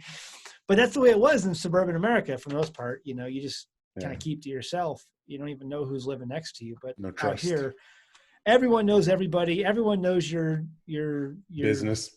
your business. Absolutely. And yeah. I learned that the hard way living out here. We were part of a social activist movement in our local community where we were fighting an industrial slaughterhouse from coming in, and you learn real quick who the good old boys are, and real quick that you don't step on their toes. But thankfully, we beat them. Long story short, we beat them, and that's that was surprising enough. But you do make some enemies really quickly in these small communities that have been here for centuries on end, and you just got to be aware of that. Like if you've got this honeymoon version of homesteading where you just move in and everything's ready, no, it's a daily grind. It's a daily struggle. You brought up when this all dies down. I want you to elaborate on that. What is your optimistic view of how we come out of this COVID situation, this financial downturn, assuming we do get out of this, assuming that this doesn't get any worse economically through either war or anything like that. If we come out of this, it's just a blip on the 2020 radar. What do you see as a vision for America? Is this an opportunity to have an American Renaissance where people learn to live on less? No, people aren't interested in that. They're not interested in it. No, they want the glitz and the glamour. They want the easy. They want the trophy, and that's just the reality. There always is going to be a certain amount of people who are going to want to. I mean, if there was a Renaissance, do you think that there would be giant, corporations right now who are trying to market lab-grown meat? I mean, that's what they're doing. Yeah. So This is something I've been thinking about the last week really hard, man. And it's like, in a way, I can see an opportunity for there to be a new renaissance in manufacturing, automation, and all of these things. But at the same time, if this goes the wrong way, it is very potentially not going to occur, right? Because I feel like to wake most Americans up from their sleep and what's actually happening to them, they would have to be like absolutely crushed. Not only would they have to be absolutely crushed and personally, kind of spiritually and psychologically dismantled, right? But they would have to be reprogrammed in a way that they knew what had just happened to them was, if it's not intentional, man, it's highly coincidental, and it's very nefarious what's going on. They would have to know that's happening, knowing it was moving against them for a purpose, and that they had basically fallen for it, and that they needed to correct the issue. And then once they realized they needed to correct it, how to do that. I don't even think most people know how to be. Think of the ways the last depression changed America, like the major depression we had in the 1930s. I grew up with a grandma who washed and reused her aluminum foil. Yeah, I remember that. I remember my grandmother doing that. So we don't do that today. No one does that today. And if you try to tell someone to do that today, they're going to look at you like you're nuts. They don't even really make aluminum foil that you could do that with today. It's all like paper thin and just garbage. Yeah. Oh, right. Yeah, exactly. So, there's many examples. The people who were of those generations, they were children back then, but they remember, you don't put your money in the bank because the bank can take it. Right. Well, but they kept money under the mattress, or they kept buried in a can in the backyard or whatever, because they understand. So that last economic hardship changed the way people thought for generations. And so we have gotten away from all that. And so to get back to what we are trying to do, it's going to take another crushing event to change mindsets again. And so, chickens, having that glossy eyes, when you try to mention something about having your own eggs and how wonderful that is. Wait, I just go looking at you like you're nuts. Yeah, what are you doing? Eggs. I can get eggs at the store. I was very optimistic that we might see some sort of change in mindset at the beginning of this and when we first started the podcast. And I'm still hopeful. Okay. I don't want to be like a black pilled, depressed person or something. But man, let me be the voice of reason for your audience. Yay! I'm more than happy. But over the course of the last month, I've seen the American people get totally distracted and sidelined with just ridiculous arguments. Yeah. And instead of actually pointing the finger up and saying, hey, no matter what side of this argument you take, you are actually wrong. And this entire system is what has brought this down upon us. Now let's just argue about some petty crap and whatever new invented topic of the week they've used to distract us from, what's actually happening. It's a divide and conquer strategy. And people are just so willing to go. They want everything just to go back to the way it was overnight. And whether you're, a flu truther or your hair on fire, I don't really care. Whatever reality, you take, and you take part of, it's not going back to the way it was. This isn't just going to immediately change overnight and you're just going to get to roll back into your life. Some weird stuff is probably headed our way. And I don't see anybody taking it very seriously. They're just too into their petty crap. Tiger King would be a good example. Yeah, exactly. I have never even seen that, but I know what you're talking about. So I think that's right. And we're just going to have to endure this. And people don't know what's coming. They're just going to have to deal with it. And when it gets here, there are going to be people who are just really shocked. They're not going to know how to cope. I wanted to ask you something about coping. And I kind of want to give a shout out to my friend, Zachary Burton. I grew up with him. He's a young man and he just recently lost his mom. It's Mother's Day and he's having a hard time with that. Not to go back into this subject. I'm not trying to just drag this up, but it's been on my heart. I had to bring it up. What advice would you give somebody, a young man dealing with something like that, and how to move forward and avoid being, just bogged down and how to pick yourself up at the beginning of the day? Probably what I said before, that, grief can be addicting. Depression can be addicting. Don't let yourself fall into that trap. Take time to grieve, and but don't let yourself fall into the pit where you don't want to get out of it, because that's easy, I think, for someone to do. And try to do something new. Surround yourself with new things. Get new things in front of your eyes. Things you can focus on. For me, it's been exercise and focusing on what I needed to do to accomplish to give her a legacy that she would be proud of. And so if he can do that for his mom, he can find something to do for his mom that would have the same effect. That's what I would shoot for. I appreciate that. That was that's something I wanted to bring up. She was a really sweet lady, and he grew up down the street from me. So I appreciate that.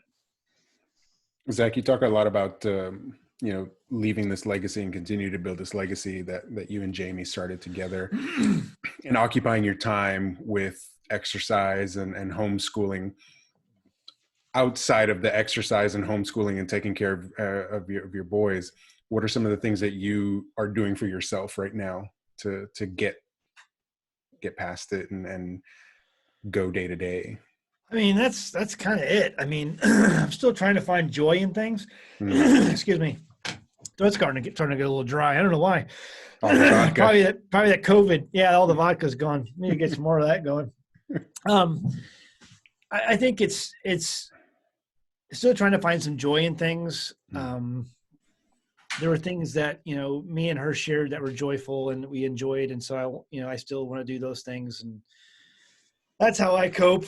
I mean, open up a good bottle of wine, That you made yourself? Yeah. Well, no, whatever. Either way, don't matter. Just make some cheese and enjoy it and maybe have a nice salad, a steak or something, things that, I know that we both like, just things like that. You've mentioned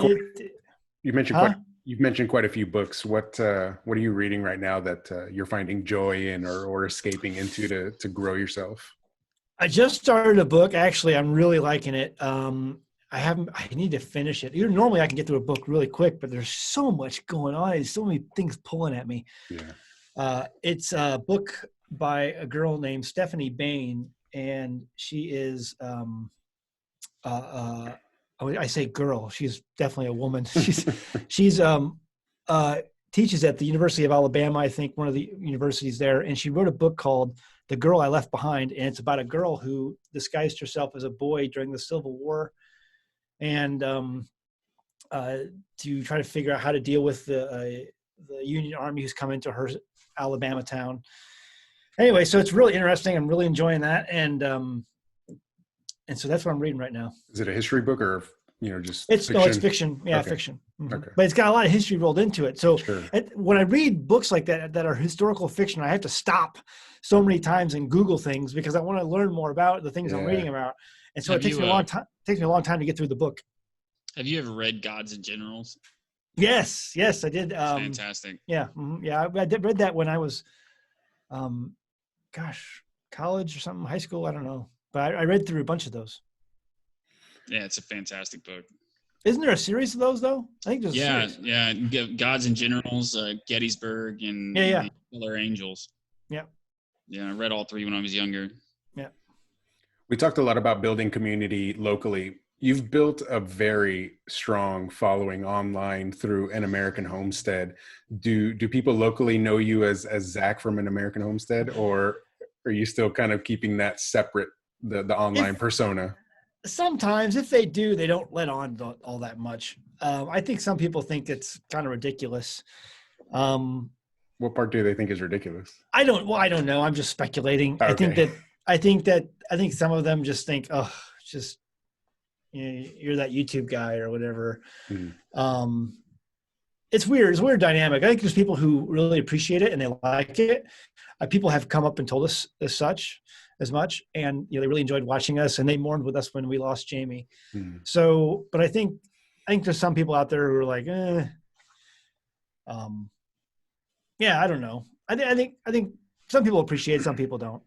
I know for a time you stopped making videos on YouTube because of their whole deplatforming and demonetization. If you were talking about guns or anything like that, torturing us. What got you back into it? Basically because they released my channel finally. I was locked out of my channel for like over 2 months. Oh wow. I couldn't even log in. It was nuts. And so there was so many, and they still torture my channel from time to time. Like I remember, Jamie was in hospice, had just started hospice, and I looked on my phone one time and my avatar was gone. Oh, wow. My avatar was gone from my channel. And I'm like, what's going on? I didn't even care. I had other things in my mind, so I didn't even think. I figured I was just a flub or whatever. I don't know, who knows. So I didn't even care. But after, I went back after about a month, Jamie was passed, and I was trying to just get back into the swing of things and check things out and figure out, how I started over again now. And I went back to my channel and the avatar's gone. And I'm like, why is the avatar gone? So I tried to go back and add it back. I couldn't. And all these people online were helping me, trying to, how do you put your avatar back and try this, try that? Nothing worked. I said, well, I guess I'm just not having an avatar. And it was just another way that there's probably some purple-headed dork at Google who just sits there and tortures channels because he doesn't agree with some of their philosophy on things. And that's Twitter and Facebook too. I mean, they've all but said that they literally have kids sitting there flagging content, and it's not like it's an algorithm for the most part. It's actual human beings that are going and flagging content that they don't agree with. So, that really segues nicely into this topic of this technocracy, this technocratic oligarchy that we have with the Googles, the Facebook, the Amazons that are controlling the narrative, so much so that, we have a documentary called Plandemic that's out there that regardless of where you stand on that documentary and the information that is presenting, the argument that I'm not hearing, that I'm trying to bring up in these conversations, is the fact that that video is being removed at an alarming rate. And the guides of it's controversial, it's got some bad information, it goes against the experts, quote unquote, but they're removing it. And yet you've got things like Alex Jones or your channel that is controversial and talks about, shooting raccoons if they get into your garden. You're not being removed or silenced in that way. Like where are you seeing this techno oligarch going? Are we heading into a fascist technical I guess we're there. We're already there. Right. We're already there. But the issue is there is a solution to this. And I've said this before, it's blockchain. Right. It's decentralized blockchain technology. And BitChute. What's that? BitChute. It's a blockchain video sharing. That's just one of them. There's multiple ones. There's one called Library out there. There's one called DTube out there. There's lots of different ones, and these are all different variations of the same thing. There's another one called Coil that's growing in popularity, and that's like a video. But there's lots of different ones out there, different types of social media that are coming up, and people are realizing that a decentralized social media blockchain that is what is going to be the answer to this. And it cannot be controlled. It can't be stopped. It can't be censored. And the more they, I hate to use a Star Wars reference, but what's the old thing where the more you try to squeeze, what Princess Leia say, when the more you squeeze, the more systems will slip through your fingers? Yeah. It's like squeezing Jell-O. The more you try to constrict something like this, like people's liberty, the more will slip out and the more will get away from you. And nature abhors a vacuum. And so if necessity is the mother of all invention, then you're going to figure out a way. People are going to have the way to express themselves and to get the word out. 1776, the cat was out of the bag when it came to freedom and liberty, and all the nations of the world said, oh, there's a people who can rule themselves. Why can't we do that? And one by one, the kingdoms fell over time throughout the world. And that's what it's out of the bag. People will never go back under unless they're completely militarized, and they've taken away all of their abilities to resist. Sorry, go ahead. What scares me is what they're not saying with all of that, right? With the censorship, the implied message is that, for example, when Facebook was censoring fake news because it might interfere with the election or might influence the election in a way, undesired, what they're implying is that the population isn't educated enough to deduct facts from fiction, right? Or they have no reasoning capabilities. And so it implies to me that maybe the elites at this point don't feel that the society is educated enough for democracy, or they feel like they're so uneducated that they can start to influence what democracy looks like, based on, and that's just evident with what they do, right, with the Google algorithm and with Facebook, based on, what they get to see and what they interact with on a daily basis. So that's kind of disturbing. There might actually be some credence to the thought that maybe society has kind of devolved into a mess where it's not educated enough to make rational decisions. I don't think that that's up to private business to interfere with that, and nor has it ever been. At one point in time, our country was almost completely illiterate, right? And, information was word of mouth that could be totally false. Go play the telephone game and see how quickly your message gets screwed up. So this isn't a new phenomenon, but they're acting like it is, and they're acting like, now in the age of information, people are just not educated enough or capable of educating themselves enough to make rational decisions. And that's just really disturbing. And what's sad is they do it with our tax dollars because they're public utilities. So we're paying for our own censorship. And people can say, oh, well, they're a private company. They can do what they want. Yeah, but, at some point, they said you can't censor phone calls. That's not happened in 100 years. Your phone won't get shut off because you say something political. Bayer was a private company at one time, and the government said you can't make heroin or cocaine anymore and sell it to the public. Like, at some point in time, somebody has to do something about all of this tech censorship, because even if it is private, the government could greatly benefit from it. And if it's not regulated, the government will take advantage of it. Right. And I am one of the people who are like, what, if they want to censor everything, let them censor everything. But as long as we have an open market, and the people will make sure we always have an open market, then, because that's why we have a Second Amendment.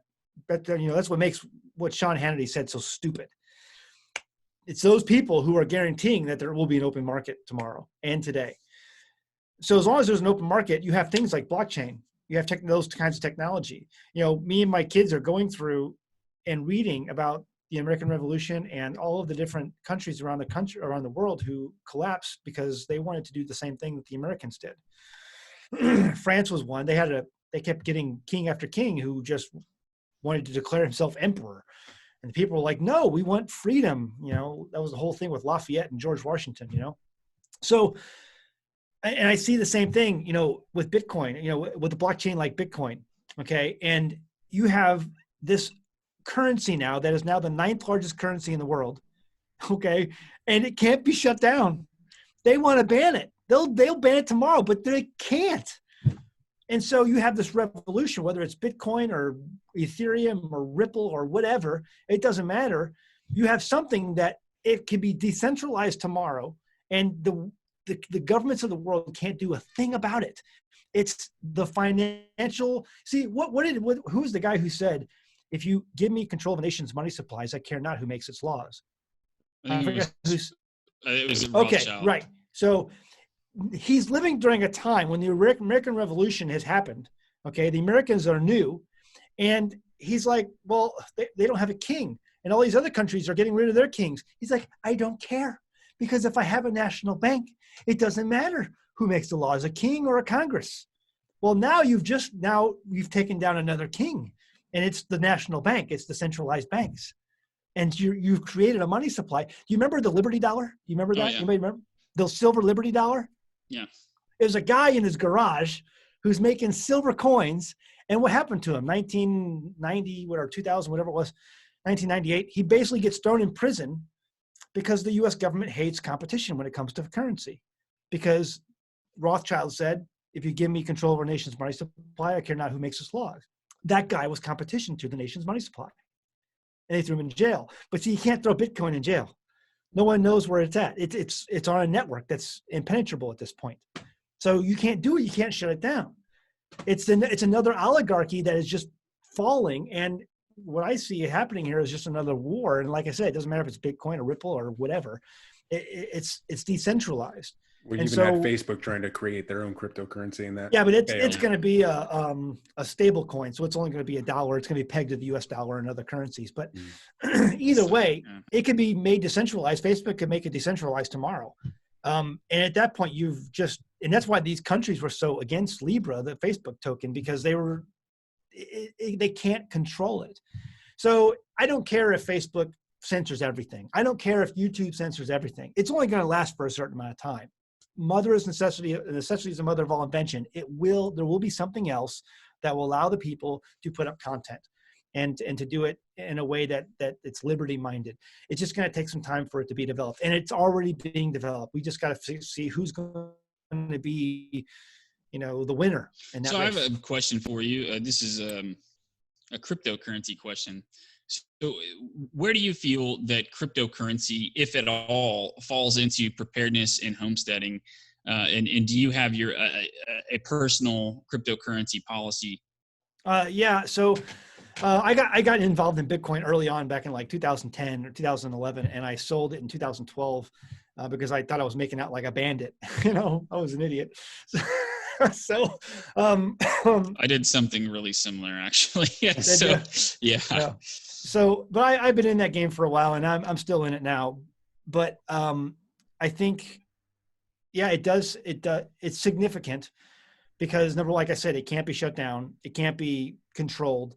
And so for us, as far as us on the homestead, I think it can play a part in preparedness because it meets the requirements of something that doesn't have a third party counter risk. Someone else can't affect it. If you don't hold it, you don't own it. In fact, in regards of gold and silver, like they did in Roosevelt, they confiscated all that gold, from private citizens. They can't do that with Bitcoin. They can't come to your house and be like, "Give me your Bitcoin," because I can't. It's not in my pocket. I can't give it to you. It's a password that exists in my head. And so, unless you kill me, you're not getting. Even then, you're not getting my Bitcoin because it'll just be gone at that point, unless I've given the password to someone else. So it's protected by the Glock. So unless you're going to raid everybody and kill everybody who's got that password in their head, you're never going to get the Bitcoin. So it's without third-party counter risk, which always is a parameter of holding real wealth. So in today's day and age, I think it would be okay for someone who is minded to hold cryptocurrency in some form, you do your own research on which one you want to do or how you want to do that. But it's just like gold and silver. If you don't hold it, you don't own it. So how do you combat the naysayers of not just in the cryptocurrency area, but the whole two-party system, the whole, if you vote for the third candidate, you've basically wasted your vote. So how do you combat that mentality of, well, I don't need to be prepared because someone will always be there to pick up the pieces? Roll the dice and take your chances. If that's how you want to live your life, right. Well, that's okay. Roll the dice and take. That's your life. That's not mine, and you have the freedom and liberty to be stupid. So, I think that's you can do that if you want to. That's the beauty of liberty. Freedom. You can make choices whether they're wrong or right, but you are the master of your own destiny, and no man should be able to tell you different. I think if you have children, you're a parent, and you don't have some sort of plan, just a plan or basic items for preparedness, something to defend yourself with, maybe some food put back, way to purify water. You're just kind of an abusive person, because even if society doesn't collapse, you could have a tornado, you could have an earthquake. This is, there's plenty of natural disasters to go around in this country, and you're just not thinking, you're not thinking about your responsibilities to your kids. I mean, what do you mean by that? I mean, so say, like, what do you mean? Like, I'm just saying, basically, if you're a person that is willing to roll the dice, and you have a family, you have children, and you're just of the kind of like, oh, let's just see where the chips fall, mentality. I think that you're probably in a way just abusive, to your kids. I don't mean like you're abusing your kids. Neglectful. That would be a better word to use, because you're ultimately responsible for them, and society's fragile, and it may very well fall apart. There could be something to set that off, but this country just is full of things that can get you anyway. Well, the reality is that the world's always full of people like that, and it's always going to be that way. So, and that's fine, and that's okay. But that's why I in my own personal religious beliefs, I mean, that's why the Bible tells us to help people like that. I met people in my life. They're poor. They're always going to be poor because of the mentality they have, and that's fine. So when you meet people like that, you help them. You reach out to them. If they find themselves needing food, if they find themselves needing clothes, supply those things to them, because the reality is they're always going to be that way. They just have that mentality. There's some people just do not have the mental capacity to excel in life and to get ahead. That's fine. But, at least my personal opinion, my personal belief is that we should help people like that, and then give them charity, give them help, give them assistance, give them a sense of being if they need that, whatever you can do to help them. But the reality is there's always going to be people who are going to make poor decisions, and they're not going to plan. And you can help those if those around you, if you can. If you had a billboard in front of you right now, what is the message that you would want to give everybody? A message to give everybody. It's too late. Heavy downer. I know. Well, I mean, hey, the reality is the reality. Like, if this really is the coming collapse, if this situation really plays out that way, if you're not already doing it, you're not going to. And, I may be completely wrong.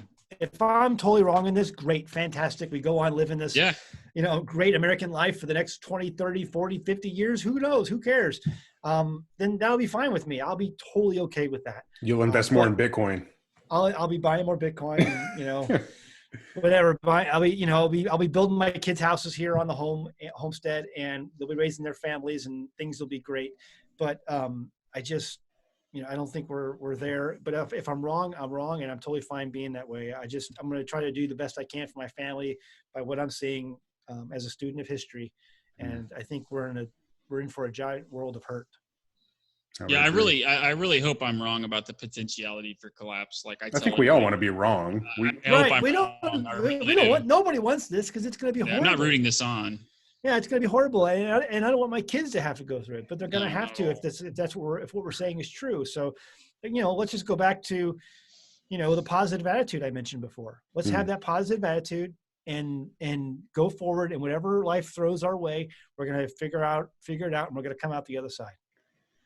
Zach, I want to thank you so much for joining us on The New Normal today. You have opened up to us, and we appreciate it. I want to acknowledge your openness and your candidness to speak with us and share with us your experiences and your story and your journey and how you plan to create that legacy with your family. So I want to acknowledge your time and thank you so much for joining us on the show. You're welcome. It's good being here.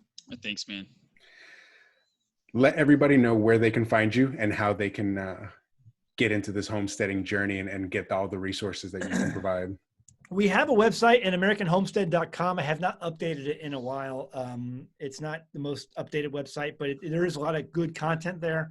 If you have a certain topic about water filters or wood stoves, or check there, they have a search option on our website at AmericanHomestead.com. However, you can also go to our YouTube channel. Just go to YouTube, search for An American Homestead, and we'll come up first thing, and you can search our videos there, any topic, and there's just a whole plethora of topics. So you can watch our season episodes, and Jamie's got some really good cooking episodes on there. You can watch those, and so check those out too. Yeah. Do you ever go back and watch those episodes with Jamie? Jamie? My gosh, all the time. I love it. Her favorite cooking show is she made Asian soup. Ooh. Spicy Asian soup. If you look, check out that episode. Like really a tom yum? No, it was green curry Ooh. Soup. It was just good. Oh, it's awesome. Spicy, but awesome. Nice. Zach, thank you once again for joining us. As always, stay safe and welcome to the new normal.